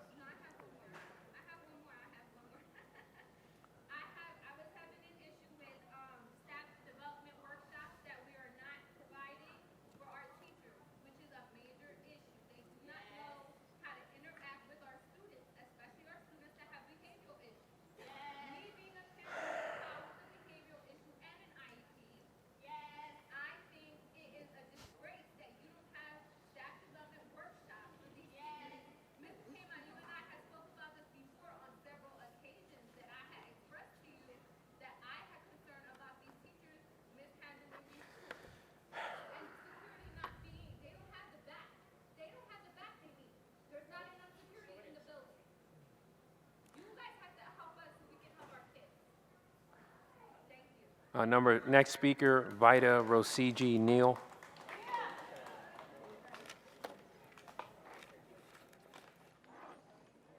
Good evening, Mr. Rahonaford, members of the advisory board. I would like to talk to you first of all about the website that you have. You know what? You people are a joke, and I'm going to tell you why. To have this website up and have all the public schools marked as unconditional, what is it? Underperformed, underdeveloped, and have all the Renaissance and charter schools that don't even have any numbers. You can't even tell if those Renaissance schools are any good, because we don't have no numbers yet. They ain't been here long enough. First of all, I'm coming down to that board building, and I want an Oprah. I want to know who put that together. And they should be fired because there's a bunch of lies on it. Okay? You can go right now on your cell phones and look at it. Okay? And second of all, I want to talk to you about the advisory board. Now, you individuals up here represent citizens of Camden, am I correct? I am going to have a Facebook election on an advisory board. Because you people do not represent the citizens here at Camden. And if you are, you're doing a poor job. Time and time again, you have the kids come up here and tell you what the problem is. This young lady sit up here and tell you don't fix nothing. And it's a disgrace. You don't represent nobody here from Camden City, really, but the Democratic Committee. I'm going to call it the way it is. You're not doing anything for any children up here. And as far as the concession stand, we're going to get that back. Aramark does not need another contract here in the city of Camden. And one more thing. Miss Vita goes to the doctor's across the street from the Lockheed Martin building. Well, I want to know why I keep seeing all these board members in there. Have you guys moved over there? Tell me you guys, see, I've been spying on y'all. Tell me y'all didn't move in Lockheed Martin and have a basketball court and all that stuff up in there that the kids don't have in the schools. You busted. Because I've been watching y'all. I sit right up there in the balcony in a pizza parlor, Katrina Combs tell you, and watch you go in and out of Lockheed Martin. Now, what's going on in the DM that I don't know about? I want y'all to know, because Miss Vita, my ears is to the ground, baby, on you. I got all kinds of spies, and they let me know. Now, y'all done moved partially in Lockheed Martin? I need to know that. And how much money is that costing? Because that's a state-of-the-art building. We need to know. It wasn't in the budget. We ain't know nothing about it. I want to know how you did that. That money could go to educate our children. The kids need books. We got one library in the whole doggone city, and it has no books in it. In the public library, and you're taking libraries out of the schools. So, no music. The kids stood up and told about the tambourine lie. The tambourines is on the website of all the schools that have music. And then he said he called the schools. Thank you had 11 that had the tambourines, and when he called the schools, only 2 had music. Thank you, Ms. Neal. Your time is up. I never shut up when my time is up. Y'all know that. Ms. Neal, your time is up. To you today is, I'm telling you, we fighting for local control. We serving y'all notice. Every last one of you.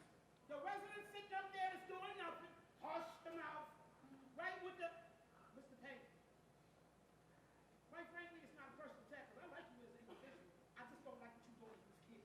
And I'm not going to stop fighting till every last one of you up there is down here. Next speaker, Sharika Blaine.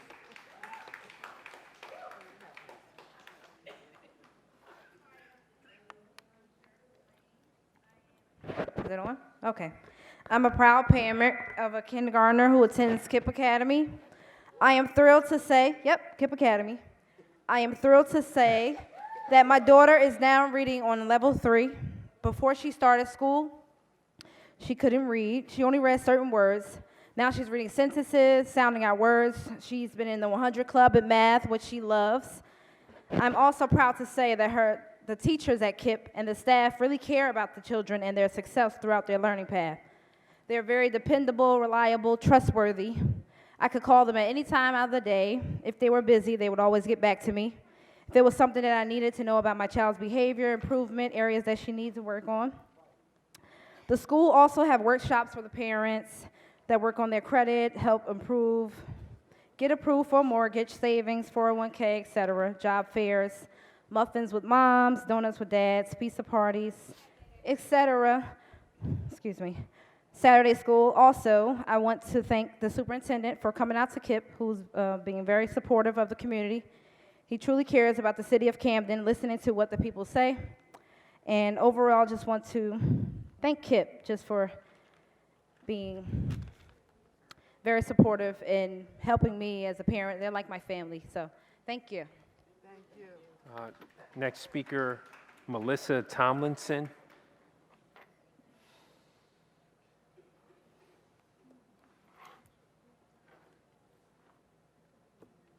My name is Melissa Tomlinson. I'm here on behalf of South Jersey United and Badass Teachers Association.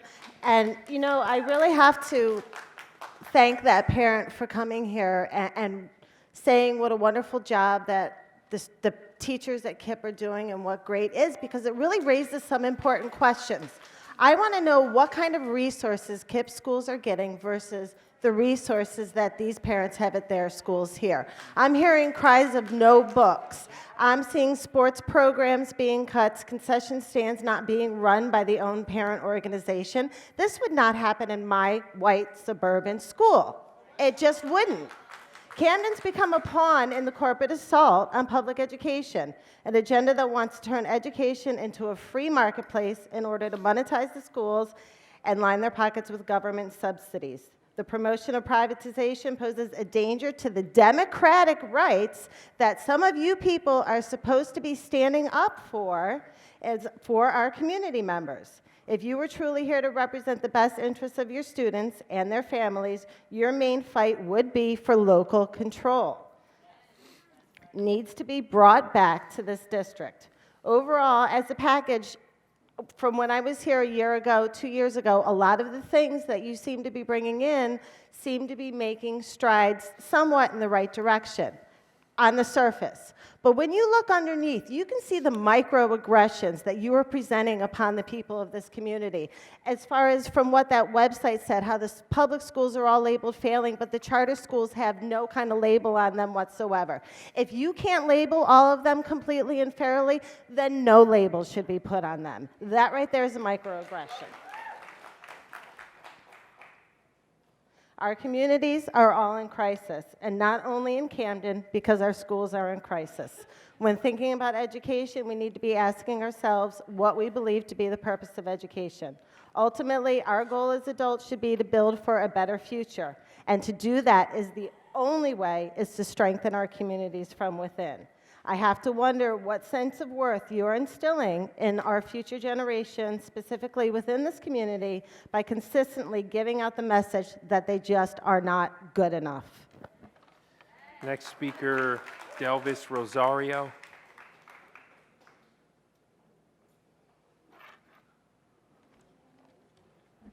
Good evening, all.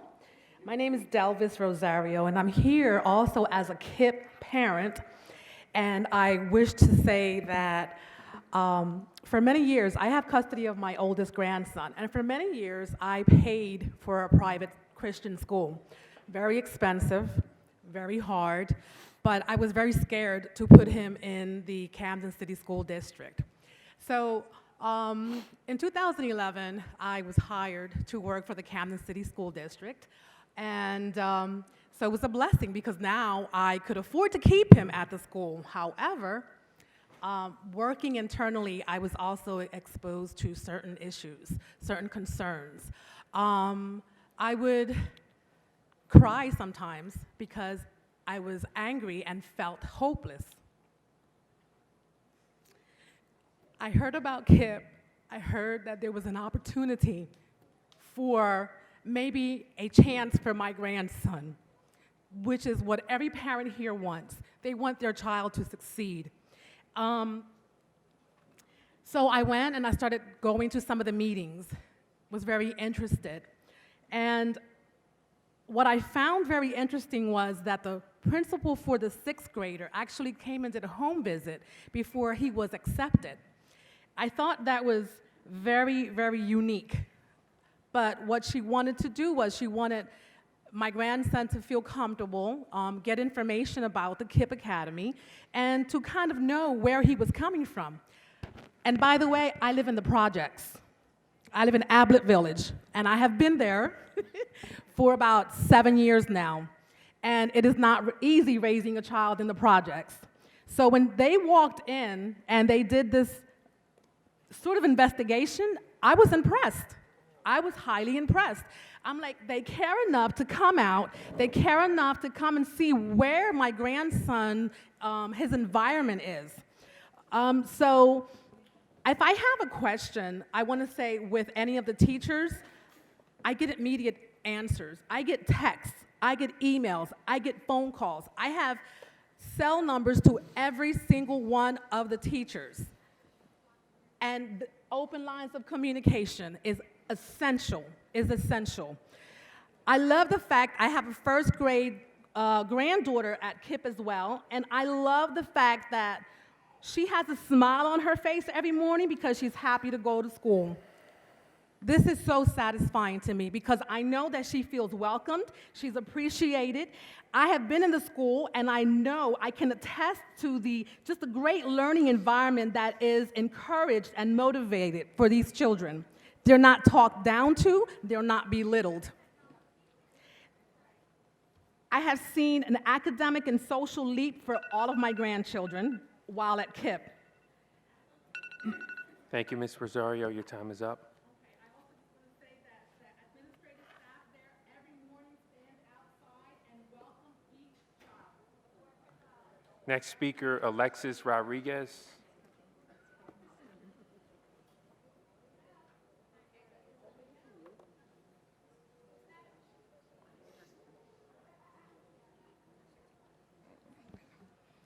Hi, my name is Alexis Rodriguez, and I am a proud parent.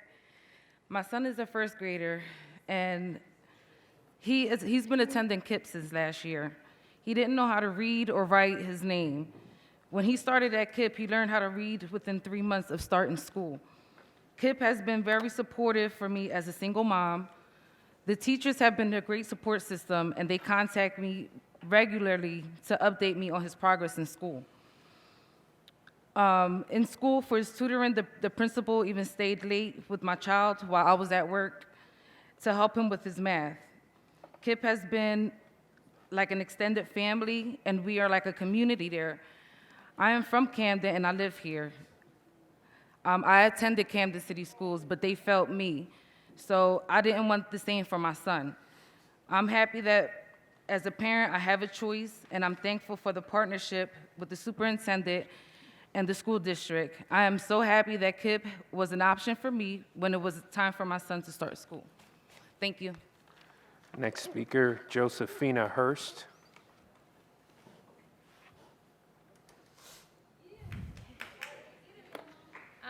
Good evening. My name is Josephina Hurst. I'm a member of New Jersey Communities United. I'm a senior at Dr. Charles E. Medical Arts High School. Today I'm here to speak about the staffing issues in our schools. I wanted to bring it to the board's attention, or even my principal's attention.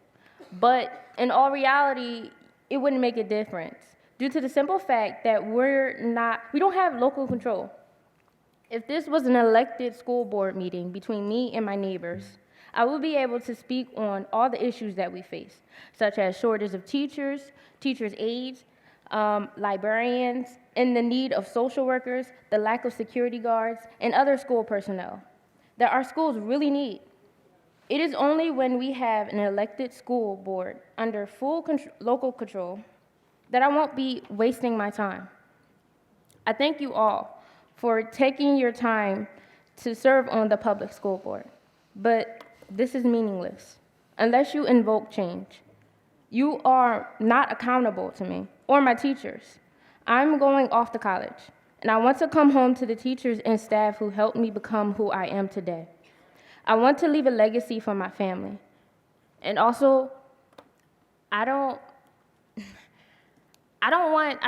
have anything personal against charter schools, but I feel as though the public schools is where I was born. Like, I was raised, my family went to public schools.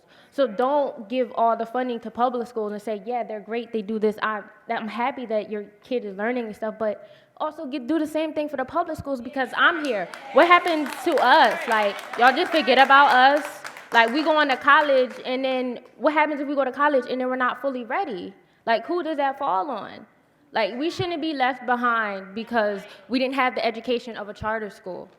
They should equally have the equal funding, not one toward the other. And with Park, how do you expect us to take a test if you have stuff going on at home?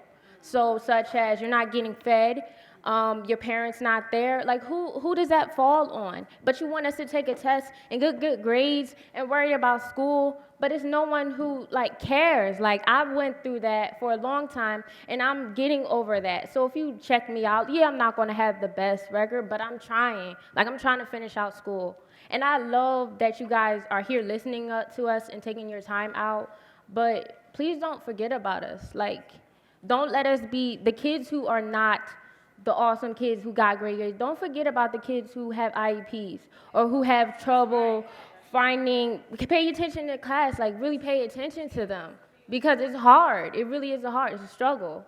So really reach out to them because that's what I'm going to do when I get older and I come back from my community. I'm going to put Camden on the map for a good thing. Thank you. Next speaker, James Rodriguez.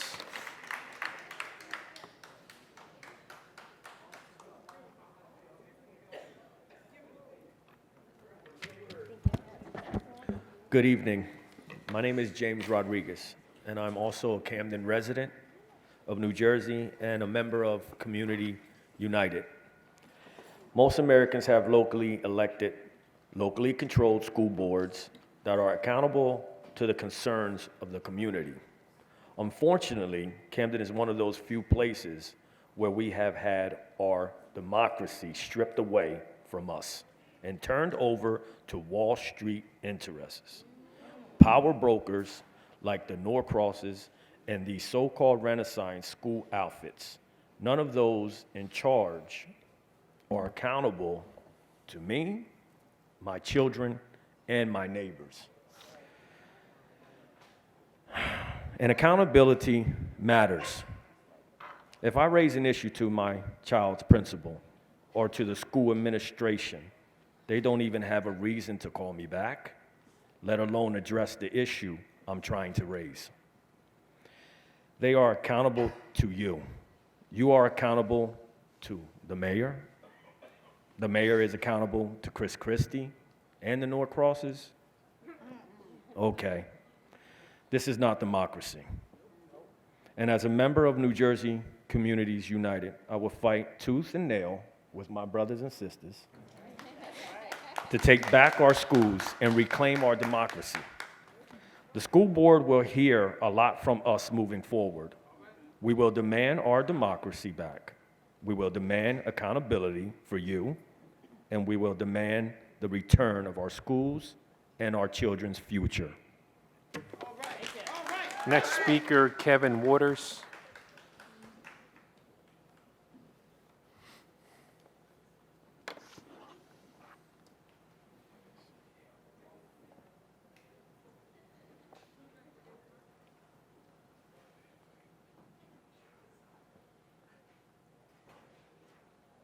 Good evening. First, I want to say, who determined that a prestigious college is a prestigious college? Because I figure that if you graduate from Camden County, that's a prestigious college. So I don't know where this Princeton stuff comes in at. I mean, I heard that earlier, and I heard it in the another meeting where we had bilingual students. It was said that we don't have our kids going to Princeton and Yale and stuff. Well, they go to Rowan, they go to Trenton. My nephew goes to Rutgers. He had Morehouse. My nephew graduated, and it was a public school education. I just keep challenging him because I keep hearing this propaganda that a KIP, a Norcross, a Mastery does all this stuff, or Uncommon, right? I keep hearing this stuff, right? But I keep looking at my nephew in his third year. Now, he goes there with students who came from Princeton High School, Camden Catholic High School, other Catholic high schools, prestigious high schools. My nephew is right in there with the mix with his Camden public school education that gets denigrated. I'm really sick and tired of it. You got parents coming in here with this propaganda nonsense. You know, again, my nephew, Camden public education, is doing very well at Rutgers. Keep telling me, Unc, I'm coming back to Camden and I'm going to teach. He's a double major with a Camden public school education. He was thoroughly prepared. I just want to let those parents who think their kids aren't being prepared, my nephew is thoroughly prepared, his third year. When are we going to get the science labs in our schools? When is comprehensive vocational programs going to come back? Because every kid will not go to college.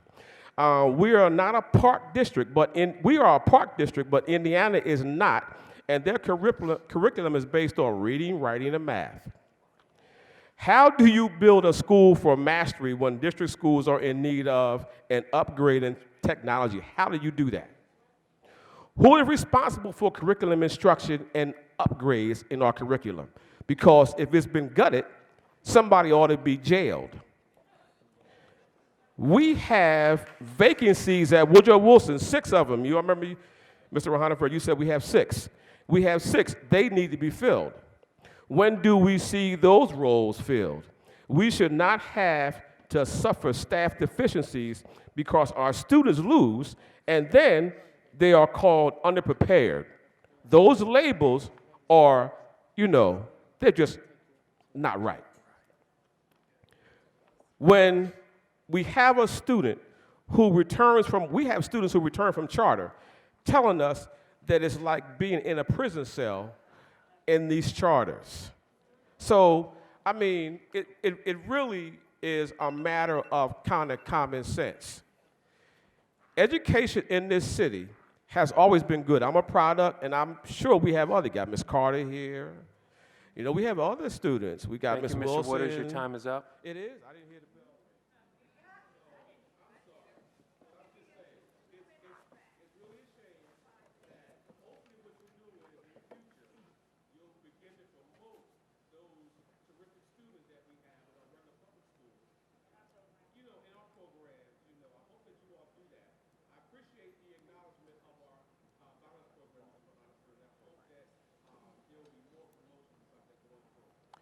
Next speaker, Kelly Francis. 21.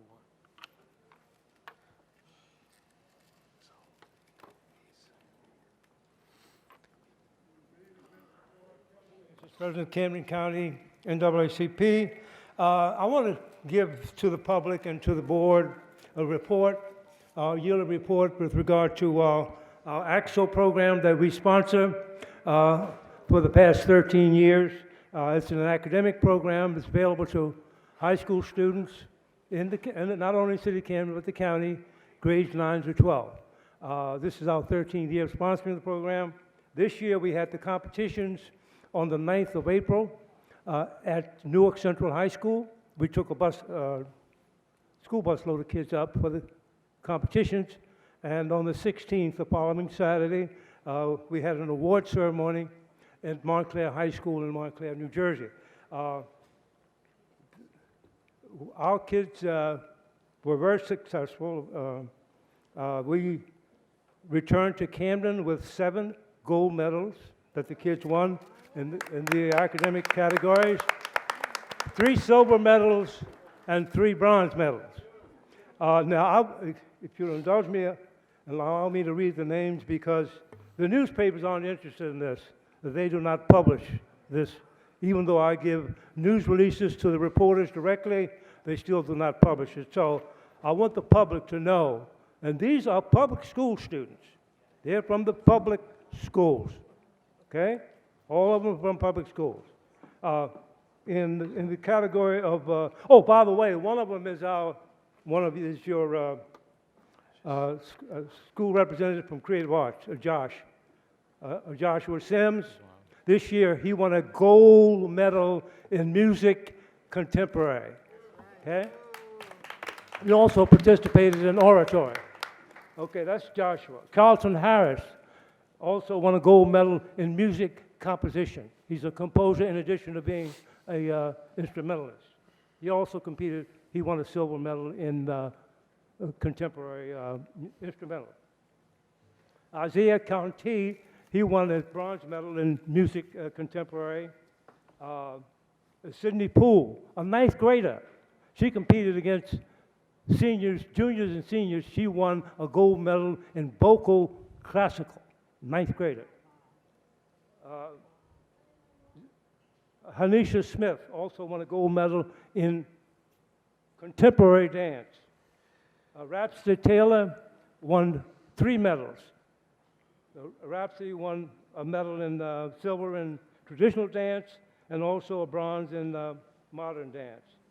Her sister, Viola, won 2 gold medals, ballet, and also she won a gold medal in modern dance, and a silver medal in traditional dance.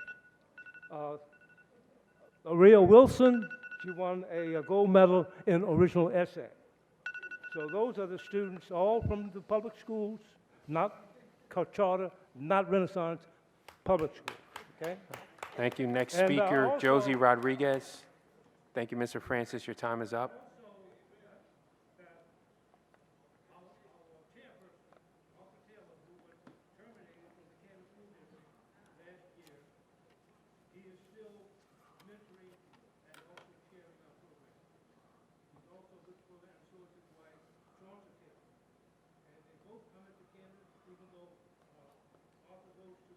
Pleasantville every day, back and forth.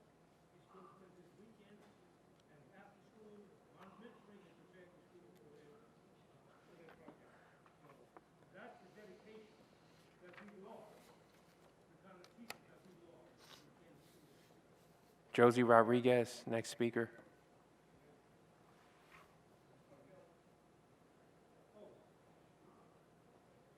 Josie Rodriguez. Next speaker, Lorraine Miller.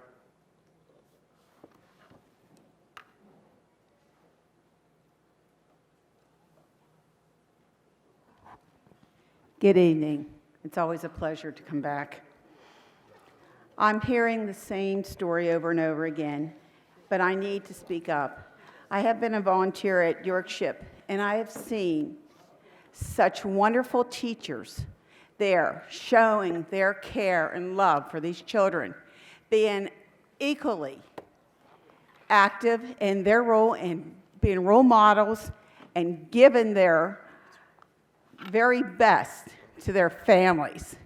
So I don't want to hear it. And if I hear in kindergarten, believe me, I taught kindergarten at one point too.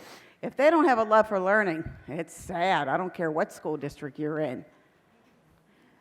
Today, I am concerned about the whole child.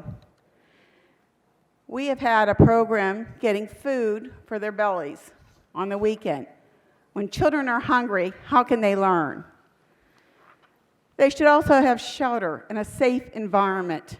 They should also have electricity and water. The police force, yes, they have a difficult job, but they need to clamp down on these gangs. I hear the children talking about them. They're scared. They have post-traumatic stress. They need counseling, mental health, or else the cycle's going to repeat itself. I am back with my initial proposal, and it's no offense to anyone up on the board, but I think the time has come. I've been researching the school board notes, and there are 5 key reasons to serve on a school board. 1, education is not a line item in your school budget. It's the only item. 2, the school board represents the public's voice in public education. 1, what the public schools need. 2, what the community wants. 3, your school board sets the standards for achievement in your district, incorporating the community view of what children should know and at each grade level. 4, your school board is accessible to you and accountable for the performance of the schools in your district. If the schools are not producing, it is your right as a voter, mind you, this is a democracy, to select new board members who will see to it that the students and the schools succeed. And number 5, which I find to be entirely amazing, your school board is your community's education watchdog, ensuring that taxpayers get the most of their tax dollars.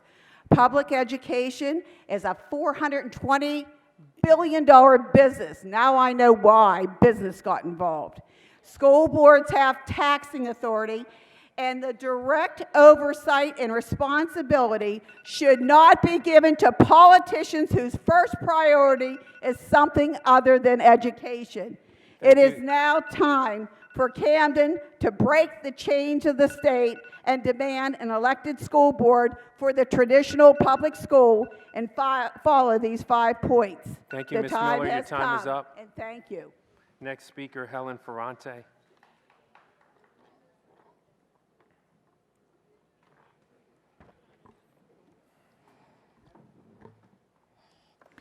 Good evening. I originally had a different speech planned, and I intend to stick to it. But some points came up that I want to speak upon. Number 1, for the Camden enrollment site, who runs the site? Where do they get their information from about the school performance? Why do I want to know? Because my school is listed as underperforming, when I know that it should be making progress or needs improvement at the very best. All the charter schools right now are making progress. Some of them haven't even started yet. Where's the data? On another note, you told us that Whittier was not closing. You said no schools were closing. All of a sudden, Whittier's closing. Why? What happens to the Whittier teachers? Do we have a rift coming? Is that what you're trying to tell me? Because right now we have vacancies we can't fill. As a former kindergarten teacher, I know that what the KIPP parents are saying is actually the normal progression of a 5 or 6-year-old child. It happens every day in our traditional public schools on a regular basis for every student. Now to my speech. We are gathered here tonight to represent the unification of all of our Camden's surrounding towns and public school districts to save Camden's traditional public schools. We all know how valuable a quality education is for our children. It doesn't matter where you live or from what town you reside. Every child deserves to have the best that the state has to offer. Charter schools breed in urban areas with false promises and give the parents a false hope at something better for their child. Unfortunately, this false sense of security is what gains the popularity of the parents to choose another type of school placement. The problem is that if you look around in other towns and school districts, you see parents deeply opposed to these charter schools, and the charter schools do not get into their district. They see through the flashy appeals of big business and modern sensationalism. These parents understand the importance of having a say in their child's education through a democratic elected board of education instead of a dictatorship run by politics and one person. These parents understand that veteran teachers should be celebrated instead of driven out through forced resignations and retirements. These parents understand the importance of speaking up about the unfair treatment of students in an unsafe environment on an as-needed basis. These parents know the importance of their child's education to succeed into the future to be our predecessors. These parents want what is best for all of our children, no matter where that child resides. See, it doesn't matter if you are black, Latino, white, old, young, wealthy, or in poverty, because what matters is that you have a will and a belief to succeed and be educated in the proper way. This is why we are coming together to represent all of our children. We have support from a multitude of towns and other districts, such as Cherry Hill, Pennsauken, Marlton, Mount Laurel, and many more. Please stand up in our support for our traditional public schools. You should be aware that Camden is on the radar and that the decisions made here are being watched very closely. The surrounding towns are waking up. They are no longer going to let Camden City fall by the wayside. They want the traditional public schools back from the private big business entities that are not supporting our students academically, which our children so desperately deserve in order to succeed. Thank We you, are Ms. here to Ferrante. Your time save is up. Camden's traditional public schools. Next speaker, Nancy Garcia.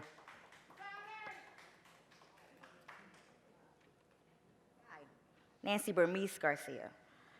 I am a parent of 2 kids at 2 different schools, one special need, one regular.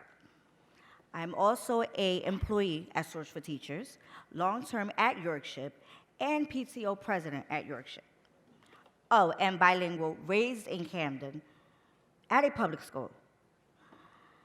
My question is, where is our money going to? A few weeks ago, my child was not picked up from school in the afternoon, or the normal people that get on that particular bus. Okay, fine. The bus company didn't contact me. The school didn't contact me because they were unaware. His teacher contacted me. This is not the first incident. Okay, I called the bus company to see what was going on. So the person that I spoke to gave me information. We went back and forth. It came down to that they're understaffed and their testing window has been downsized. So in that repercussion, kids are getting picked up from home late. They're getting to school late on a daily basis, and I'm speaking because I'm at Yorkshire. Getting to school late. They're missing out on instructional time. Some are missing out breakfast. Some kids don't have breakfast at home. They have to get it in school. So they're missing out on breakfast. What's going on with our money? Tell me, can you sit on a bus for an hour and a half for your ride without stretching your legs? Dealing with other kids? Again, I'm talking about the one that's autistic on a bus with other kids that have issues just like him. He can't sit on a bus that long. We need more drivers on the road. We need more people being tested to be able to put people on the road so our kids get to school on time, not late. Then they're getting home. My son gets home he gets home 4:15 in the afternoon. He can't do it. Sometimes he falls asleep. Sometimes, Mom, I'm tired. Can I go take a shower? Really? My other issue, IEP settings. What is going on with testing? This is ridiculous. They're getting tested out. They're put in different settings that they don't belong in. Settings that they don't belong in. And I'm speaking again as a parent. My child, I put him out from a learning disability class, or we're gonna put him in a behavior disability. What? He's in an autistic. He's doing a lot better. Yes, he's a 5th grader doing 2nd grade work, but he's working. Coming from, he was not reading 2 years ago. He's reading at a 2nd grade level. You're testing out children. Your staff is testing out children and placing them somewhere else where they don't belong. They don't function. Now, I have nothing against charter school. One of mine might be able to function. I don't know. I'm not going to use them as a guinea pig. This is my future, our future. Our future right now sucks. They're not educated. Our schools have no funding for nothing. We have no arts. No, we have arts through Source for Teachers. We have no music. We have no band, no worship, no library, no proper computer staff. Your administration sucks. You failed Camden. Next speaker, Joyce Carter.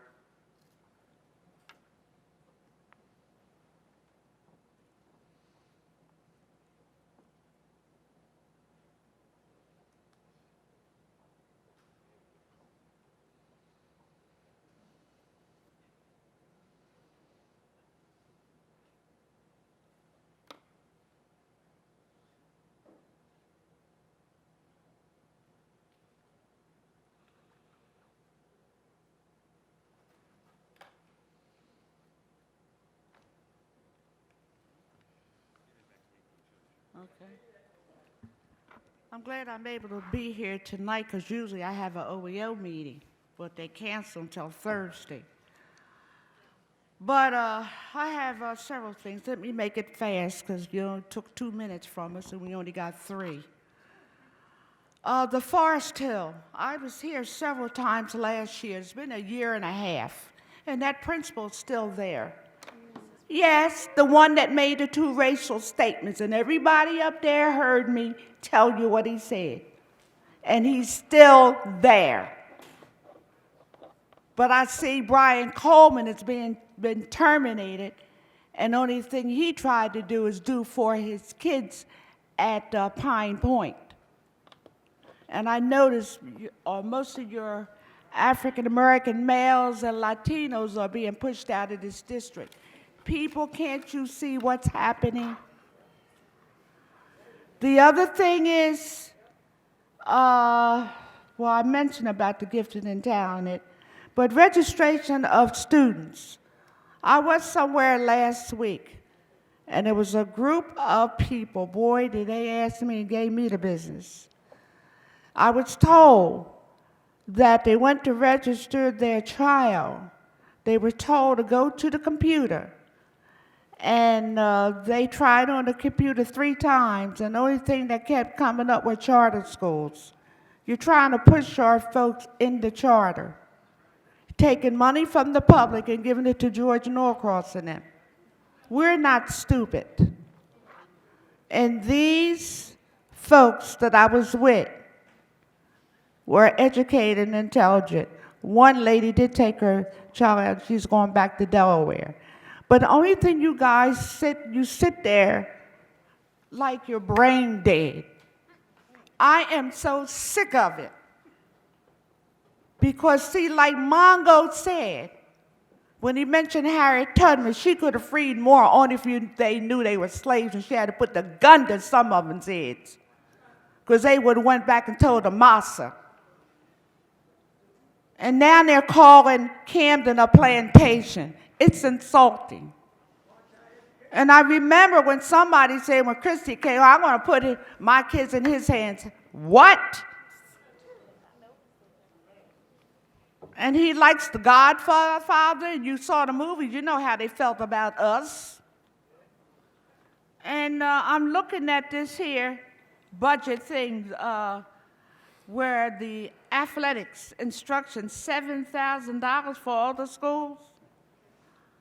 Something's wrong here. You're not paying attention It's not fair. It's not fair.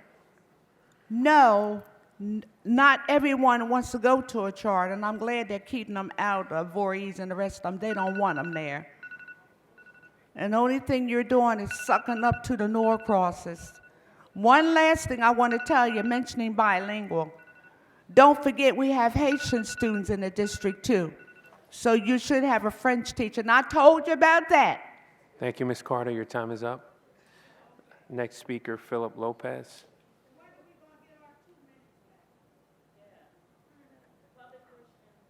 Not here? Philip Lopez is not here? Okay. Next speaker is Carolyn Schultz.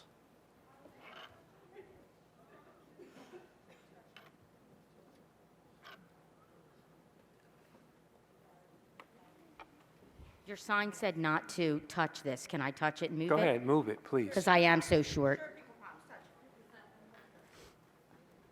Good evening, everyone. My name is Carolyn Schultz. I've been a teacher of students with special needs for 29 years. I've taught across all grade levels in a neighboring community. I have a major concern with the services supposedly provided by your charter schools for the special needs students of Camden, and your traditional public schools. I'm concerned about, too, the services they are or not providing. One major concern is the fact that you have placed 18-year-old students on buses with 6-year-old students without educational or bus assistance.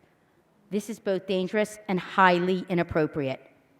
I understand if it's a cost issue, but then there needs to be an assistant on the bus. I believe that there was a report of this youngster being attacked by the older student on the bus. Parents send their children to school in one piece.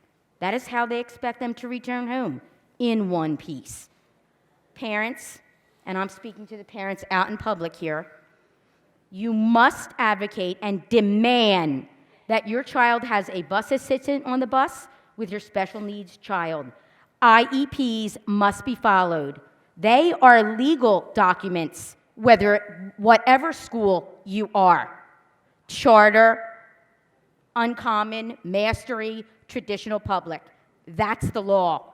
I know it very well after 29 years and all of the changes. It does not, so I said that part, okay.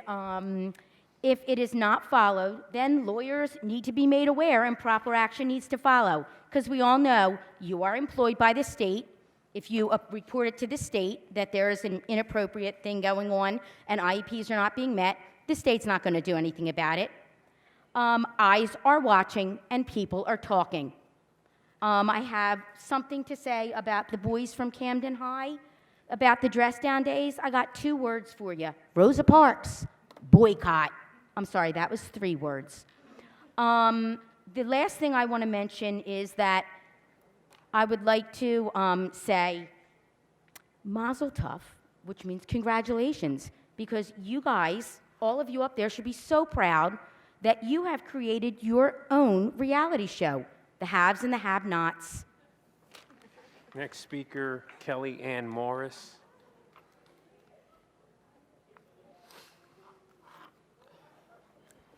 Hi, my name's Kellyanne Morris, and I've been a teacher of reading for 25 years, and I'm here from Mount Laurel, and I'm here on behalf of South Jersey United and the communities here. Tonight, the issue seems to be, one of the issues seems to be money. We were talking earlier, it was mentioned about the $122,000 that's missing from the athletic budget. I understand there's only $7,000 left, and there are 25 schools in Camden. I'm not sure how that divides, but that definitely leaves less than $1,000 per school for an athletic budget. You know, the one problem here, and it's the problem across the state, is the park test. I'd like to know how much Camden spent. Exactly, $147,000? Okay, so there we go. There would be the athletic budget back then. I'm sure that all the money spent on park, the money spent to upgrade the technology, the money we lost the other day when the park wasn't working, all of those things would increase Camden's budget. There are certainly a lot more important things out there than the park test. It's an unvalidated test. It's ridiculously hard. I teach reading. I teach 6th, 7th, and 8th graders. Some of my 6th, 7th, and 8th graders are reading books that we would call beginning chapter books, 2nd and 3rd grade level. But they're in 6th grade or 8th grade. And so we give them a test that's comparable to Shakespeare. Okay, we're taking students on a 2nd, 3rd, and 4th grade level. Yes, I realize they're in 6th or 8th, and I'm talking about regular education students in a suburban white district. Okay, those students on that level are supposed to be taking an 8th grade level test. We all know the 8th grade level test is on a 10th or 11th grade level. So that's about 8 grades difference. There's no way these students can pass. Okay, so we're spending a ridiculous amount of money instead of standing up for our students, instead of standing up for the district, and standing up to Christie and the man and the machine and Norcross and everybody else and saying, we need this money for our kids, for our athletic programs, for our special needs students, for bus aids, for all these things that have been brought up tonight, for your gifted and talented program. Okay, the money wasted on Park could be so much better spent. There are many other districts that have written resolutions and sent them on up the chain. There's no reason why Camden can't do that as well. If you're really up there and working for the students of Camden, if what you really want is what's in their best interest, then you want this money back so that you can spend it on the things that your students need. Next speaker, Amanda Morris.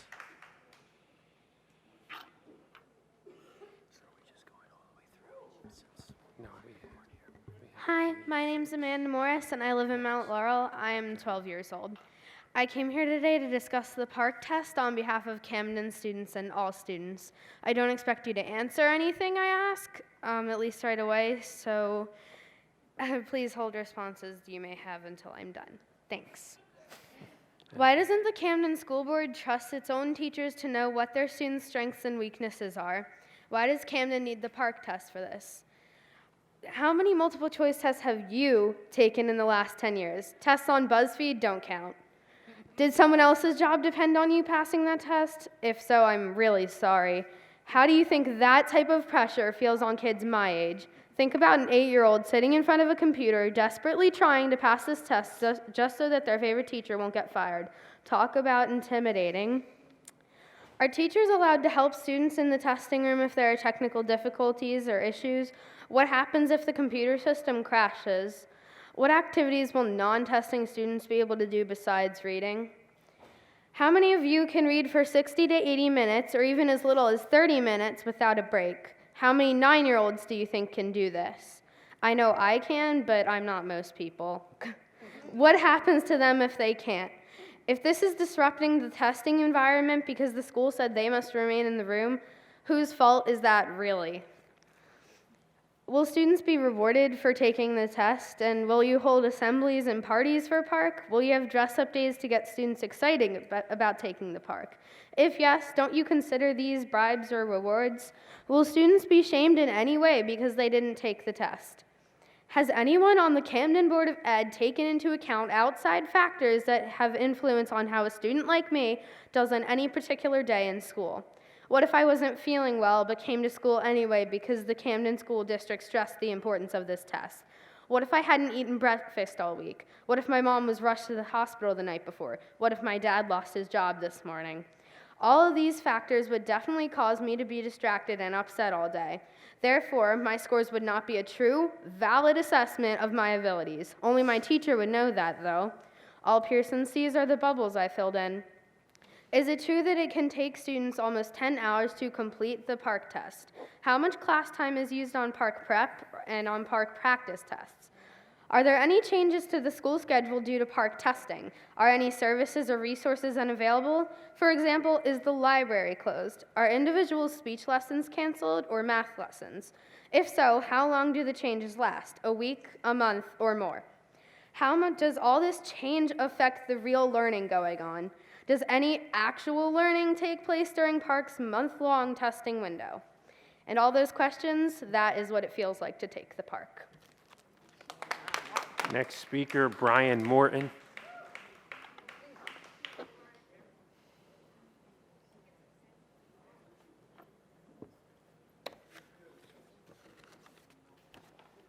Good evening. Brian Morton, 113 State Street, Camden, New Jersey. I'd like to first start off with saying, Superintendent, man, you got a lot of work in the Unified School District of Camden City to help outsiders understand that all schools in Camden City fall under your jurisdiction. So no one school gets preferential treatment. School advisory board members, heavy hangs the burden upon you. And I want to applaud you because, you know, my wife isn't here tonight, the baby's homesick, but you guys have a serious job to do. And that's to make sure that parents understand fact from fiction. Tonight, we got a lot of fiction thrown at us. And Brian Morton, people should know, and these guys are new because they're not even from the city, right? But Brian Morton doesn't like liars, and Brian Morton doesn't like liars to children. So it was really interesting tonight that these adults brought out children that have no affiliation with them, that really don't know them, to trumpet issues in our district that are not real, to talk about Renaissance schools or charter schools competing with public schools for funding when they're doing a job on less money. And so we're talking about like we're stealing money from our district to give the Renaissance and charters when we won't admit that they're doing a job on less money. We won't admit that, you know, those grades that were given out in those booklets were giving out based on the performance results from our schools. I'm a proud parent. Hey, please, don't interrupt the speaker, please. Don't interrupt the speaker. You know, honesty has to rule the day. We can't allow people that have a vested interest in their job, right, or the job of others that fall in their brother or sisterhood to trump the job that we have to do to make sure that our children are getting educated no matter what schools they sit in. Camden City has to rise together. So the dissension and the falsehoods that these people are bringing, and Brian Morton doesn't like, there's something else Brian Morton doesn't like, right? I don't like white knights when black and brown ones will do. So the fact that these false leaders from our community, right? These false community leaders from our community, you know. Please stop interrupting. I didn't think I was speaking to you. Mr. Morton, direct your comments to the superintendent. So I want to look upon Taisha, Ms. Wilson, Ms. Blackshear, Ms. Burley, Mr. Brito, Ms. Atwood, Minister Wasim is in here tonight, Ms. Reyes Morton. You are the face of this city, right? You have a job many of you didn't ask for. I know my wife didn't ask for it, but when they called her, she took it.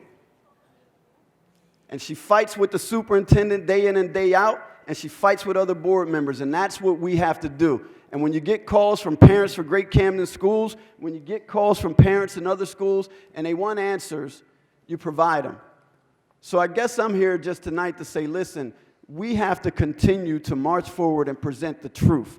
What the issues are that impact us. We only recruit a fragment of our tax base to go toward our education base. So when outsiders are coming in where they recoup about 95% and up of their tax base to go straight into their schools, well, there's a reason we don't look like you. And it's economics. It's economics. So when we're talking about the issues, let truth lead the day. And Thank board you, Mr. members, Morton, your time is up. you have a job to do.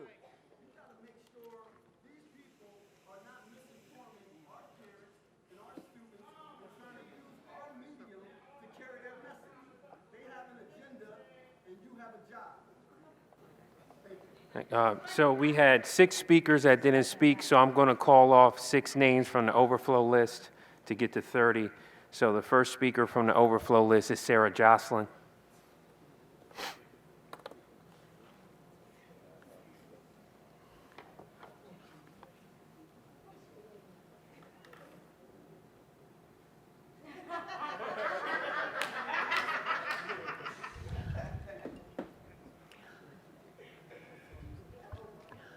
I attended the Bright Futures, Transforming Educational Opportunities for Girls of Color that was held at Rutgers Camden on the 14th and 15th of this month.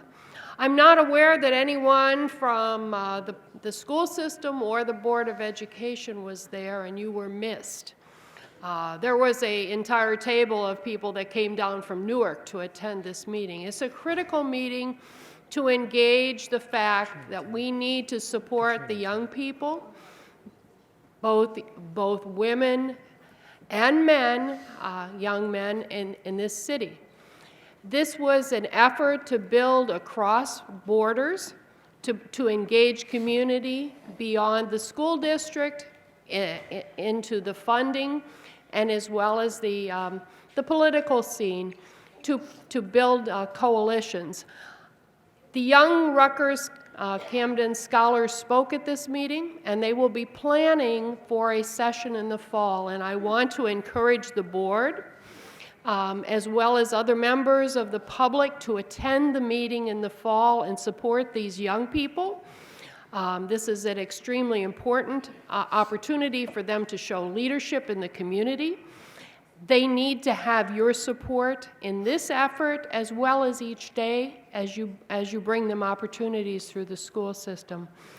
I also encourage you, as you are moving forward with your adjustments in the curriculum, to hear the words tonight, the importance about talented and gifted, and for providing every student, regardless of their capabilities, an opportunity to learn and reach their full potential. This is extremely important for their future and the future of this city. I think it should be well known that the funding for the schools in Camden is not only the tax base of the city of Camden, but it's funded through the taxpayers of the state. There are limited dollars. It's well funded. It needs to be managed, and that is a responsibility of this board. You provide decisions about how that needs to be balanced. I ask you all to use your skills in management. There were concerns raised about what's happening when we see that grades aren't going to be happening in schools that were expected this year. We didn't hear a report back at this meeting about the loss of the Whittier School. I did see a bulletin board when I was coming in, and I said, oh, gee, I wonder what that was. So there's some things that were not shared publicly at this meeting that would be important. I asked the board for their response to the questions that have been raised in this public session. Thank you. Next speaker, Alicia Rivera.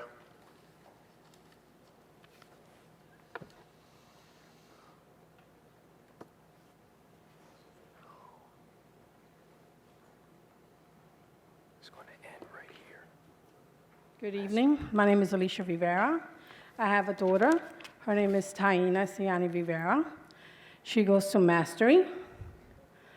She has an IEP. She has Down syndrome, okay? At the beginning, I had a problem. Thanks to you, Superintendent, we fixed it. We went to meetings, and I had an opportunity to switch her from Camden schools to Mastery. Now she reads, she writes, she's happy. She comes home, she says, Mommy, I love the school, thank you. She's more educated. About 2 years ago, I think you went to my house, Superintendent, and I just want to say thank you, because now my daughter is happy, and that's all I want for her happiness. And Mastery is not a charter, it's a public school. It's a Renaissance, okay? Thank you, everybody. Thank you. And no, I did not get paid for that. Please don't interrupt. Don't interrupt. I did not get paid for anything because I'm just a mother, a concerned mother.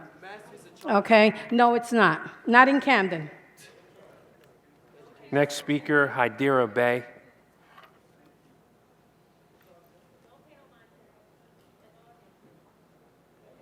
Hydira Bay.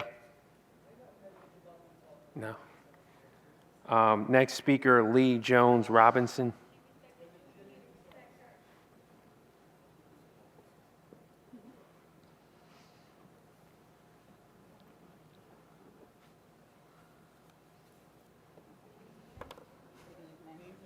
I am a parent of a child that goes to this school. She has a disability. My concern is not an educational concern because I sued the Board of Education for my daughter's education. My concern is a safety concern, and I want to know what's going to be done. I took the proper channels with the principal. I met with the principal twice. This has been going on for a year.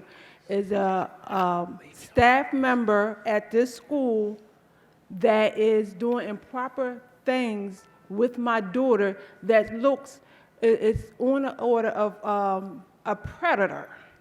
And I took the proper channels, affirmative action, the meeting with the principal, assistant principal. Now I'm here to you before I go to the media. Her lawyer is well aware of the situation. So I want to know what's going to be done with this staff member that's still working here amongst my daughter. She came to my home. I don't know how she maneuvered to find out where I live, but she came to my home. The police cannot do anything about it right now. They say it's a board matter. So I want to know what is going to be done for my daughter's safety when she comes to school. And this is not just my child. If she's doing it to my child, she did it to other children. And it's a safety matter. And I want to know what's going to be done ASAP because I'm going to take it to the media and I'm going to get her lawyer on it. That's it. All right, next speaker is Kevin Barfield.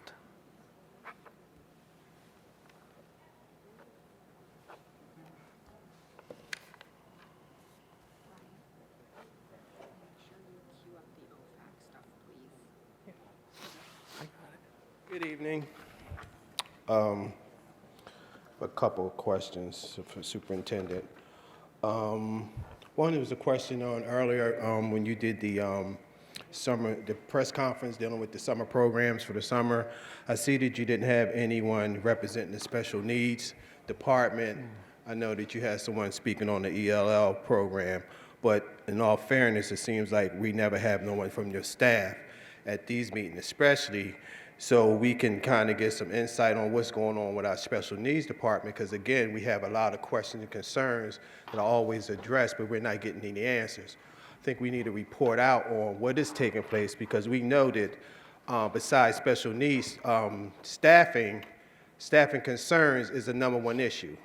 And I think even like today, going to the last 2 days of going to pick up my children's report cards, I think it's really kind of disheartening again that here we go the second year and we dealing with our district and our students going through a whole year being understaffed.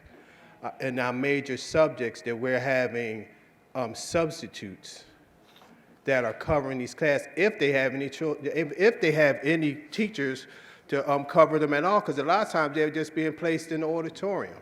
And a lot of times, our students are losing focus because there's no consistency when it comes to the classroom instruction.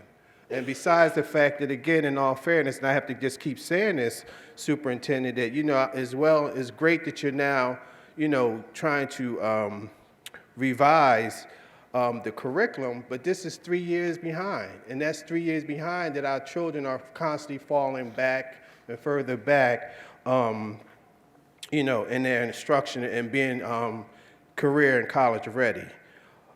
So I just wanted you to touch on that piece in reference to what that summer self-containment special education program would look like, because that wasn't really talked about earlier today, and that wasn't talked about now, and who's going to be eligible, the grade levels or whatever.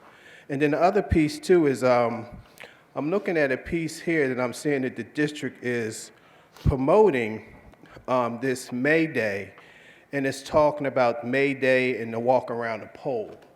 I think my concern as a parent, first of all, being at a school that I'm looking at a school that's supposed to be a part of hosting this hatch, and knowing that I'm a part of that hasn't come through our parent group, that we are a part of hosting that. The second thing, if anybody knows the tradition of May Day and its ancient pagan ritual, that the district is promoting that type of theme, understanding the history behind that particular day and festivity.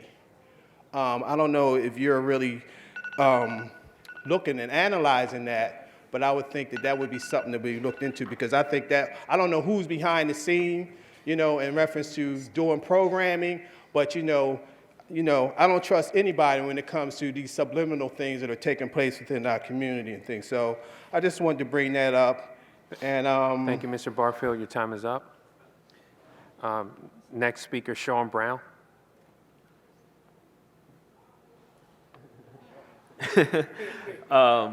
Hello, good evening. My name is Sean Brown.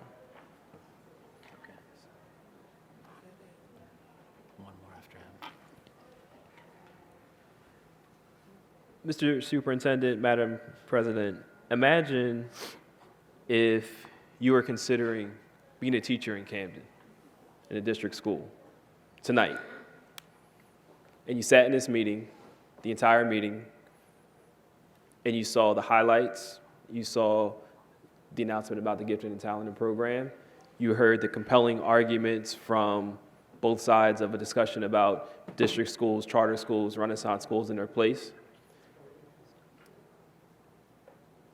Would you complete your application and want to be a teacher here in Camden?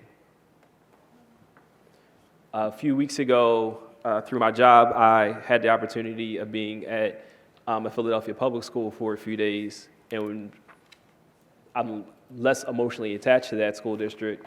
And as somewhat of a guest in the Philadelphia public schools, hearing last month about Dr. Hyde announcing they want to recruit 700 new teachers, as a person who understands the importance of having minority representation in minority districts, I think that the idea of recruitment and retention of teachers is critical to what happens in our classrooms. I want to bring your attention to a few things on this board report. First, on 87 of 89, which is the resolutions list, Resolution 8 is $1 million for, it says, a grant to assist in preparing students with IEPs. $1 million grant. That is significant. And I hope that also represents progress. On page 97, on page 97 towards the end of the report in the HR section, we see how many teachers have been appointed. So you see in April and March how many new teachers have started, about 2/3 through the school year. And as you flip the pages, you also see how many teachers have been terminated or have resigned. I want to say maybe it was my first or second board meeting. I remember, Ms. Wilson, maybe you can help me out here. I remember that one of the assistant superintendents had traveled, I want to say either to New York or DC, maybe it was both. They took recruitment really seriously that year. Ms. Knox was superintendent at the time, and they did this traveling at college fairs because they were really aggressively trying to get more Hispanic and Black teachers in the classroom. When I talk to my Black and Spanish friends that are even close to being interested in education, and I say, you should really think about teaching in Camden, the first thing they say is no, all right? And I'm like, well, why don't you want to teach in Camden? A lot of it is because of what we heard tonight. Because the challenges that we all participate in and are making some attempts to fix, For us, it's a problem that we're in the trenches trying to fix. That's why we're here. But for others, it's a challenge that exists, but it's one that they don't want to participate in and be in the front lines in the classroom. When I heard... Thank you, Mr. Brown. Your time is up.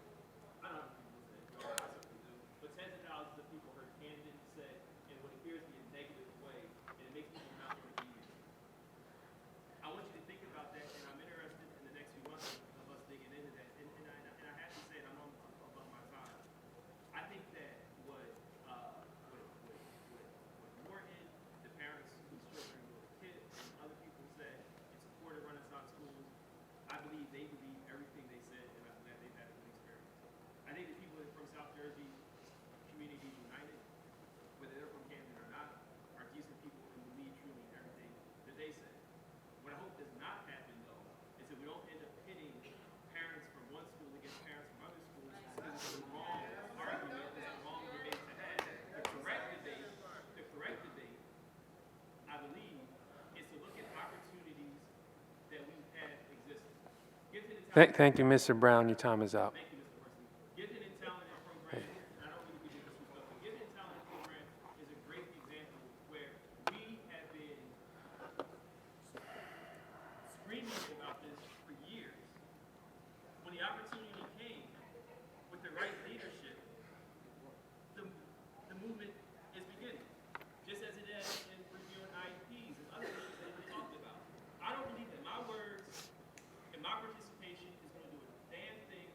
Sir, your time is up. Please don't curse. Your time is up. Well, I'm going to call the next speaker. Next speaker is Sue Altman.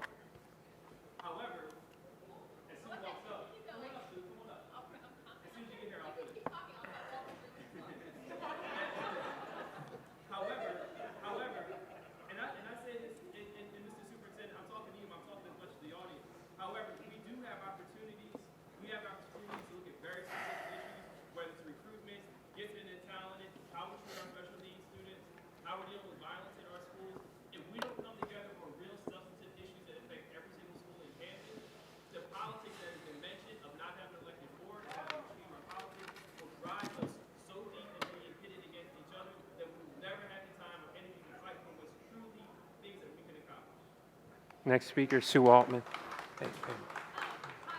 I'm Sue Altman, and I am white, but I live in Camden, and I live in the same building with some administrators in the district and some congressmen in our district, and so if they count, then I count as a resident. So I, too, am happy that there are folks here from some of the Renaissance schools who have enjoyed their experience and have, felt their child has benefited, and I think that's just terrific. And I think, to echo what Sean said, I'd prefer this conversation kind of take some steps back, and we change the frame away from pitting residents against residents, South Jersey residents against other South Jersey residents, and we, in fact, focus on the systemic issues and the big picture frame. And I think that that's a really important focus because the rest of it is, frankly, a distraction. And we could all go around the room and talk about this teacher or this school and this experience, and we've all had good experiences and we all have bad experiences in all the schools we've ever attended, and picking and choosing them is not necessarily useful from a systemic standpoint. Overall, I find it very curious that a state would take over a district and then immediately begin giving away its assets, closing schools, firing teachers, and giving away the right of a city to educate its own children. Closing permanently an institution that has existed in our state for over 200 years, that institution being public education. We better be darn sure we want to do this because it's forever. Those schools are historic, they're deeply entrenched in this community. They're deeply entrenched in this region. And we better be really sure we want to close these schools, because that's it. They're gone forever once they're closed. And it speaks to the problem overall of privatizing public goods, which is not just a problem in Camden, it's a problem across this country. It's a problem in other urban communities. And frankly, it's a problem around the world. We're seeing it in poor, disadvantaged communities around the world. The privatizing for personal and private benefit, formerly public utilities. And why is that a problem? Well, first, it moves the power away from the people who live in those areas to wealthy, white people who are not from the city. Take, for instance, the Walmart Foundation. For a long time, the Walmart Foundation poured money into charter expansions in Milwaukee, Chicago, and Newark. Their board is heavily, heavily connected to KIPP, to Mastery, and to other charter-pushing organizations. And for years, the folks in Milwaukee, Newark, and Chicago have fought Walmart's money in their schools. And so Walmart, they just released a annual report, the Walmart Foundation. Sean took some of my time. They just said that some of their new schools of influence new cities of influence are going to be Camden.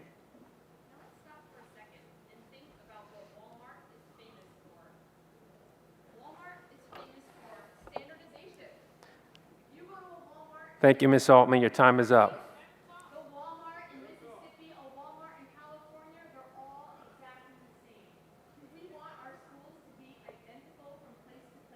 Ma'am, please direct your comments to the superintendent. Your time is up. Walmart is also famous for poor working conditions. Their workers have been on strike over and over again for poor wages and poor working conditions. Are these the people who want in charge of our schools? Walmart is famous for putting local businesses out of business. They drive down prices and they put little businesses out of business. All right, next speaker, Amir Khan.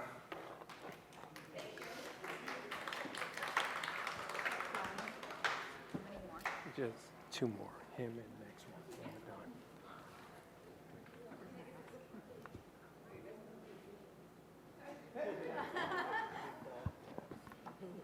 Good evening.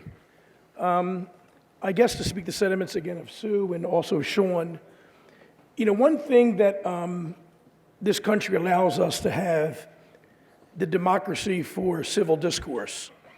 And I think to allow individuals to come up and speak, no matter how agitating sometimes it might be, that's what our country stands on, democracy, civil discourse. So we thank God for those who do stand up. At the same token, I want to say we got to be respectful to other parents. Other parents that live here in the district that are going through the same problems and same challenges. And I hear little sly remarks, and I think that has to end also. I think what also has to end is, board, you got to be very careful of the expressions on your face, because expressions on your face communicate volume. And I know sometimes it can be agitating when people are attacking you. That's why you get paid the big bucks. But regardless, you got to keep a poker face on to present that you are listening and you really do care. And for the comments about the young people that spoke, the senior here from Bremen, the young lady, even though she's not from Camden, to have a young person get up and speak regardless, whether you agree or disagree, I think is applaudable. Amen. You're doing a great job, so keep it up. One day you might be president, okay? So those are my comments there. I do want to speak real quickly on, thank you, the COLA program that's on the agenda for tonight, where we're awarding $500 scholarships for children between Camden High and Woodrow Wilson for the highest GPA, as well as the highest student that has the highest GPA increase. So we thank God for that. And then finally, we are inviting everyone out this coming Saturday to the Peace on the Streets rally. We're going to gather at the police department at 11 a.m. across from McDonald's. From there, we're going to go to City Hall for a rally. We have everyone from like 40 to 50 different organizations in Camden. We've got the NJEA involved, CEA involved. We've got Camden School Board involved. So we got everybody in fire department, police department, fire stations. We have police the forces on motorcycles. It's going to be a great time as we march together against violence and demanding peace on the streets. So thank you for being involved in that, and we hope that everybody does come out and be involved. Two great things that came out of it real quickly. One, we have a new 800 number coming out this week. I think it's CMD Help or Help CMD, where people can call in their live operator 24 hours a day for any sources they might need, and they're directed to other nonprofit organizations. We also have a new website and Facebook page coming out that all the nonprofits throughout Camden can put all their information on one page for a calendar, each one being a separate administrator so they can input their information as well. And finally, the thing I'm really excited about, a bunch of brothers that came off the streets, that started the gangs and the drug sets 20, 30, 40 years ago. They've all come together. So far we have about 15 of them. We're constantly gathering more and more, come together, and now they're going back in the streets saying, we started this problem, we're coming back to solve the problem. Thank you very much, and God bless you. Final speaker, Brian Coleman.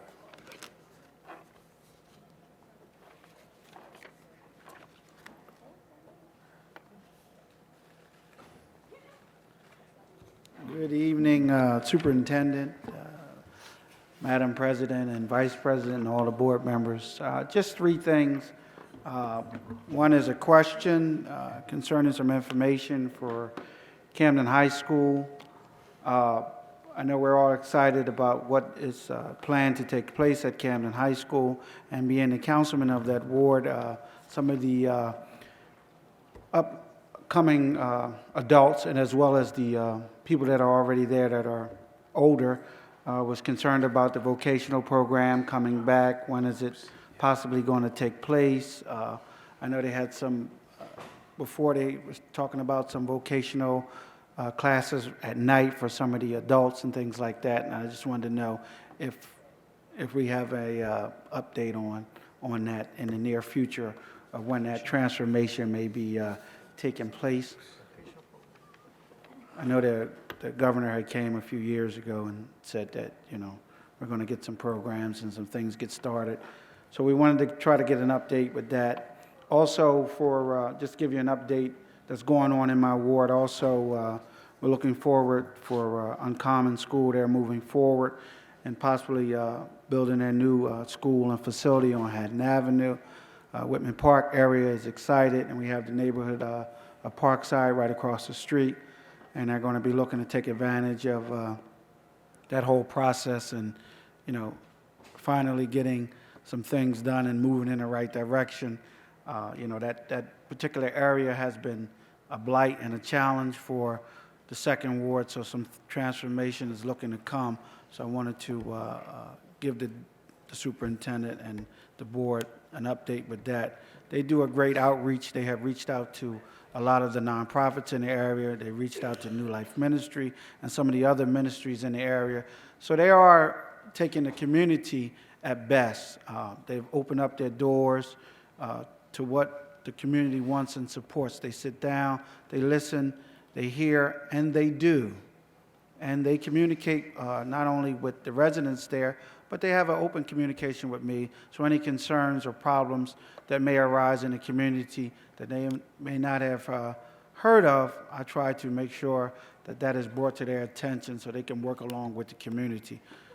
So again, I applaud you guys and them for outreaching to the community. It is important.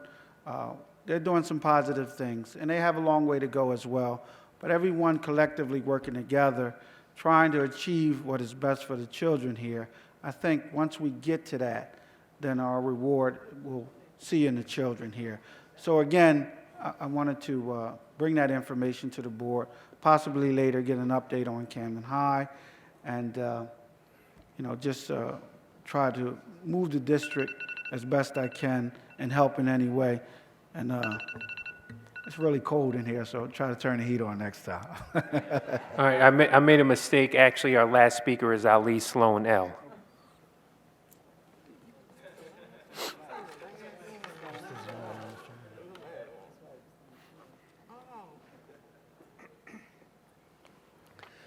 To the president, vice president of this board, to the superintendent, to the board members, and to the public. Sat back there and got a lot of information and wrote a lot of things down. I guess this is the next meeting. It'll be more or less closer to election, and it's election time. Some of the conversations, and we got to understand, we got to respect people that I never said anything when I sat there. All I did is take notes. So you got to respect people when they speak, because everybody has an opportunity to address this board. I never said anything. I just listened. Some of you are right, and some of you care. But I'm here to address the superintendent on the issue of the midnight basketball. Thank you, superintendent, and this board for allowing the Second Chance community to participate in your school. On behalf also of the mayor, on behalf of the security, some of your security is here, they were there. And the issue is that while from October to March, the less murders that took place, because the young men are from in and out of prison. They come in and they participate from 17 on up, from Camden High to Morgan Village. If those didn't know that was there, I'm letting you know now. There's other things that go on in Camden. And let me say, I would like to address the summer jobs that the students are going to get out, when are they going to be provided, the truancy. We need our truancy back to help out with the attendance. The local sports, I think someone addressed about the money, it's disappeared. I think you need to put a committee. I came from the Whitman Park Little League. I've been there for over 32 years. Some of you don't know that. Brian Morton now runs a citywide baseball program. We're involved, Centerville's involved, Newton Creek's involved, Kramer Hill's involved, North Camden. And let me say in closing that the local board that I sat on was controlled by the county. Now, that Thank you, Mr. Sloanell. Your time is up. Okay, let me say in closing. We wish some things, but we don't have the political will, because if you are with an organization and you have the local board sitting there in the past and in the future, bring some people, fill this place up, then I have the will as a board member to say, I'm going with them because the people speak. So don't come with a little bit, come with some members. All right, that ends public comment. All right, let me just start by saying thank you to all of our speakers. We covered a lot of ground here this evening. Pretty comprehensive set of issues that were raised. I want to thank our student speakers. I don't know if Josephina's still here, but just wanted to thank her for the courage it took to share those thoughts and comments. Thank you, Amanda, for speaking. I really appreciate your comments. I took the park practice test. I didn't take the full test. So it's funny, a parent at Hatch said she would only allow her 3 students to take park if I promised to take it as well. So I still owe her to follow up on that, so I do intend on taking the full test, but I've only taken the practice test. But thank you for sharing that, Amanda. There were a number of larger themes that came up, so I'll just start there. I'm not going to just out of time get to every last issue that was raised, but I'll hit the big ones. And I know that our board members were sitting here and having those conversations, as well as we're thinking and ruminating on what we just heard. So obviously the biggest issue we heard this evening was local control. And Speaking only for myself, not speaking on behalf of our staff or our board or the governor, I hear you. I really do hear you. And I've said this in other board meetings. It's been a while since we've talked about it in great depth. I believe that we should bring back local control sooner than later. And it shouldn't be 20 years like it has been in other school districts. It shouldn't even be 10 years. I don't think it's going to be next year. I would be skeptical if it's the year after that. But it should be sooner than later. And I think in that ongoing debate, which I think is at times healthy and at times not so healthy, we tend to gloss over the state of affairs prior to state control. And I think that's important to also talk about. And it's not to point the finger at prior boards when it was publicly elected, but it's to have an honest conversation about how well were things working before. And so the way I think about this at the highest levels is that since 2013, and this isn't to take full credit for anything, because God only knows not everything is functioning as well as we would like it to be, we are seeing improvement across our district. Our graduation rate has improved every year for the last 3 years. Our students are telling us they feel safer inside of schools, and we survey them every single year. Even our staff satisfaction rate, like we see some evidence in the data that certain things are improving. Again, it's not to say every last thing is perfect. And so I think that is the lens through which to view our work, that progress comes in a slow and steady variety. And in any given board meeting, there's going to be something that's red hot and on fire. But we need to zoom out and be mindful of that macro picture where we do see that improvement. To the comments about pitting charters and Renaissance and district schools against each other, I don't enjoy that conversation more than anyone else. But I certainly take ownership of it in a way that I take seriously, because clearly a lot of our policies have led to these conversations. And so here's the way I think about that specific issue. I think in many respects what we discuss in board meetings represents what is actually happening inside of our schools. I don't think that's one of them. I actually don't, when I interact with families, I don't hear them debate that issue as vociferously as we debate in this setting. And so very regularly, I run into parents who have kids in charter, district, and Renaissance schools, and even a vocational school to add on top of that, the county vocational schools. And I'm not talking about some like unicorn family that happens to have one kid in every school type. It's actually pretty common for a family to have a kid in a traditional public school and a charter school. And so that debate, I don't want to diminish the value of having that conversation, but I actually don't think that the way we talk about it here represents how it plays out throughout the rest of the city. And I think that most of the issues we cover here does in many respects represent the way things play out in the rest of the city. I just don't think that's one of them. That's just my 2 cents on that. To touch on a few specific issues that were raised multiple times. School information card ratings. First of all, we run the website, and a number of you asked who runs the website. The district runs the website. The formula for the school information card is right there. There's a manual that explains it. It's not to say we necessarily will agree on the way that we calculate the scores, but it's right there. It's very transparent. And so for the Renaissance schools that have a rating, the way it plays out is there are 2 components. There's the data, and then there's the school visit, which is qualitative. So you have the quantitative and the qualitative. And if you don't have quantitative data, it reverts to just your qualitative score. So it's just the school visit. So for the Renaissance schools that don't yet have the data, all we're looking at is the actual school visit. And not every single charter school is in the top category. There are some underperforming charter schools, and not every single district school are in the bottom categories. And to the point about kind of improvement in the macro sense, we've done our most recent school visits.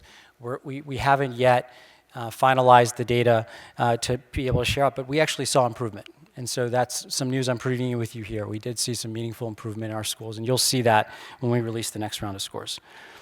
Whittier was raised a few times. That's a miss on our part. So Ms. Jocelyn and others who raised Whittier and staff members, it's a miss to not share the conversation that was had at the school level. It's not a miss in that we made very clear the school is phasing out. That's not a secret to anybody.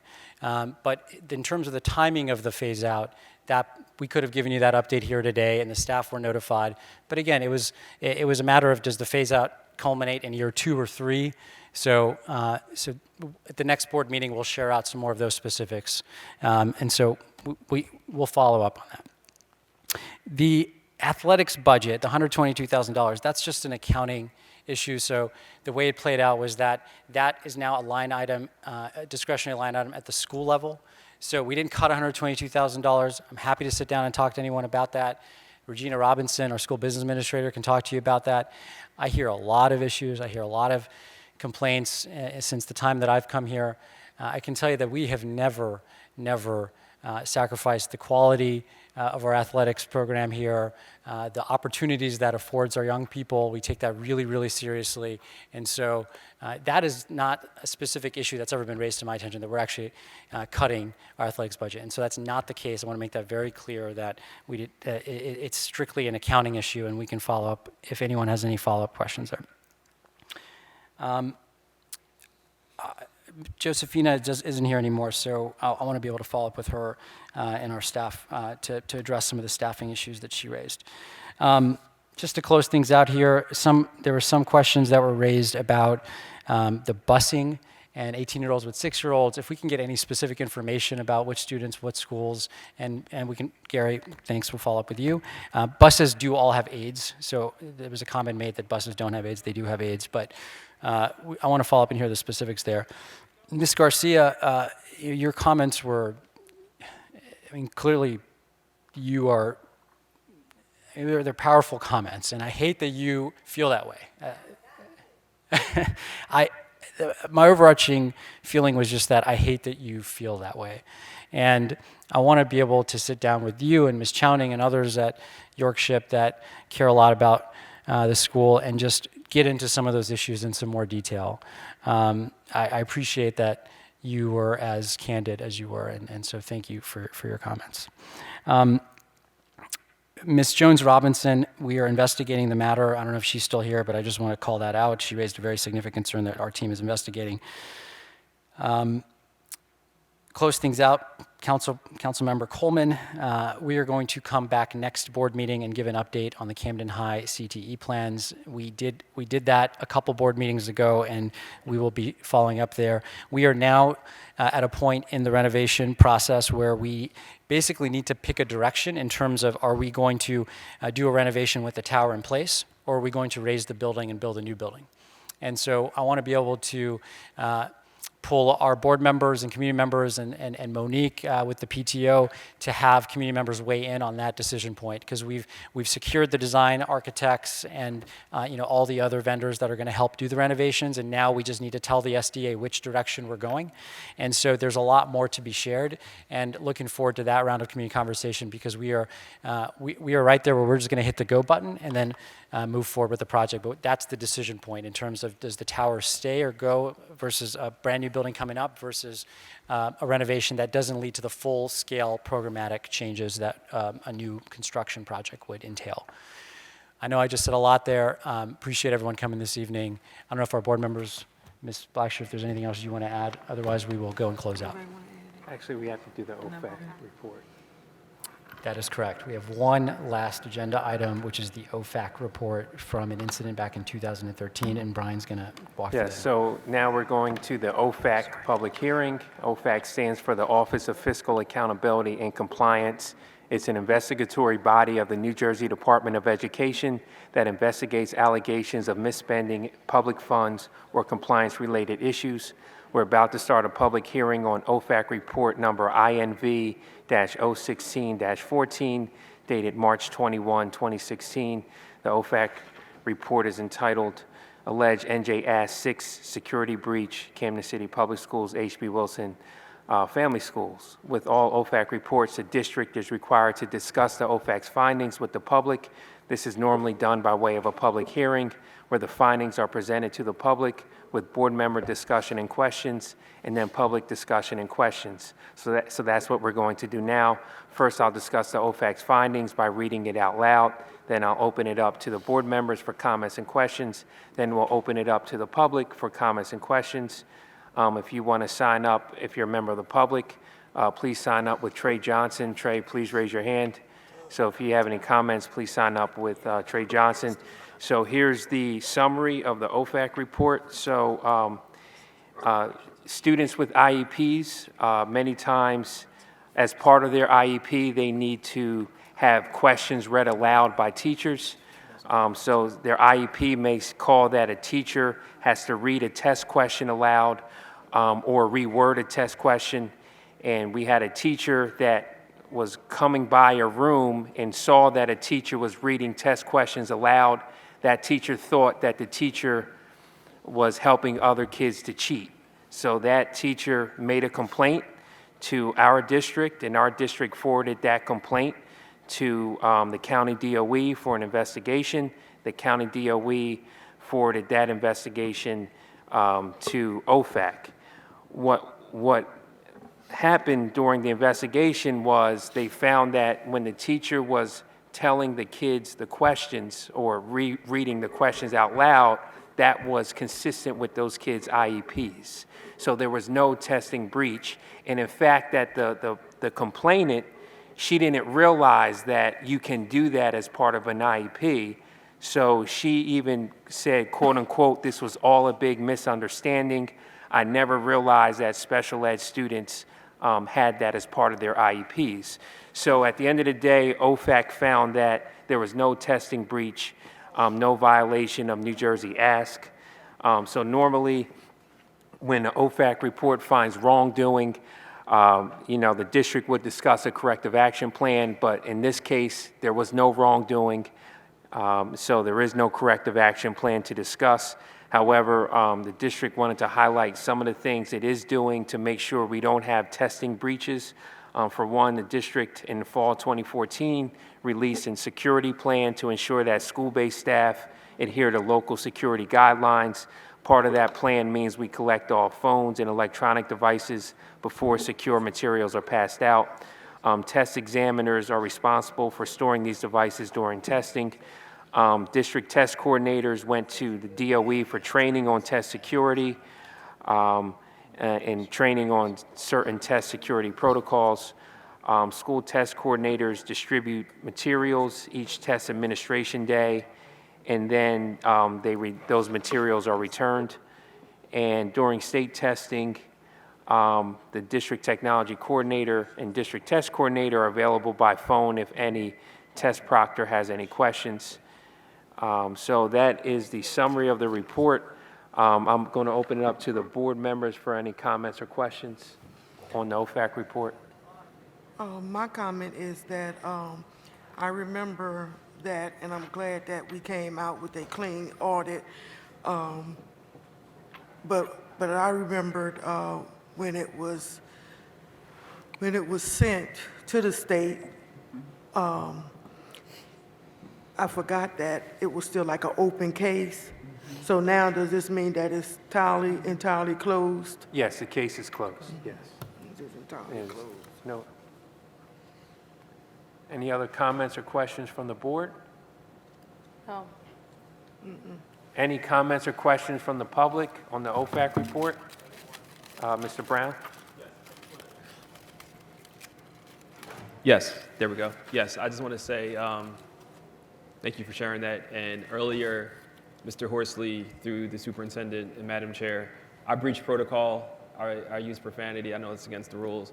I apologize. Thank you. I wasn't going to apologize to you one-on-one, but I figured since I made a mistake publicly, I should also apologize publicly. But I've known you for a long time, Brian. You're a great lawyer. You're a great, decent person. You're a great father. So please don't take it personal. Thank you. All right, you Appreciate it. Any other comments or questions from the public on the OFAC report? All right, so that's the final agenda item. Mr. Brown, you technically we breached have, protocol by not question. commenting on the OFAC report, but we'll let that slide.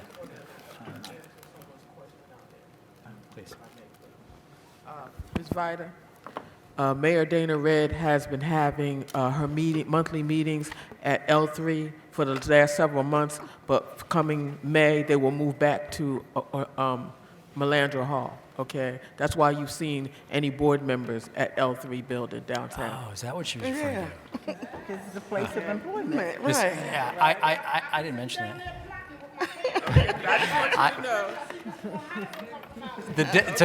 District staff has never used L3, just to be clear about that. District staff has never used But L3. I knew what she was talking about. I had no we idea. going to the mayor's congressional meetings. I didn't even realize, okay.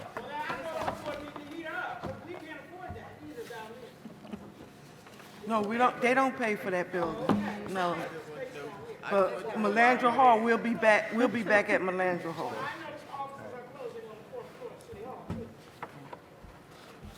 Ms. Burley, you had a comment? City Council. Can you move the microphone? I'd just like to take the opportunity to thank the staff, Kevin Schaefer, if he's still here, the superintendent, and Ashley for coming around when we had the fire on Hatton Avenue. Yeah. Once I called in, they came right on because people said, well, it only affects the charter schools, but come to find out they all are children and they're from all the different schools. And I just like to say as a community person, not just as a board member, thank you. Thank you. Ms. Burley, thank you for being as responsive and attentive to that issue as you were. At this time, I call for a motion to adjourn the meeting. Motion to close. Is there a second? Second. Motion to adjourn the meeting was made by Mrs. Wilson and Mrs. Burley. All in favor of adjourning the meeting, say yes. Yes. All opposed, say no. The meeting is now adjourned.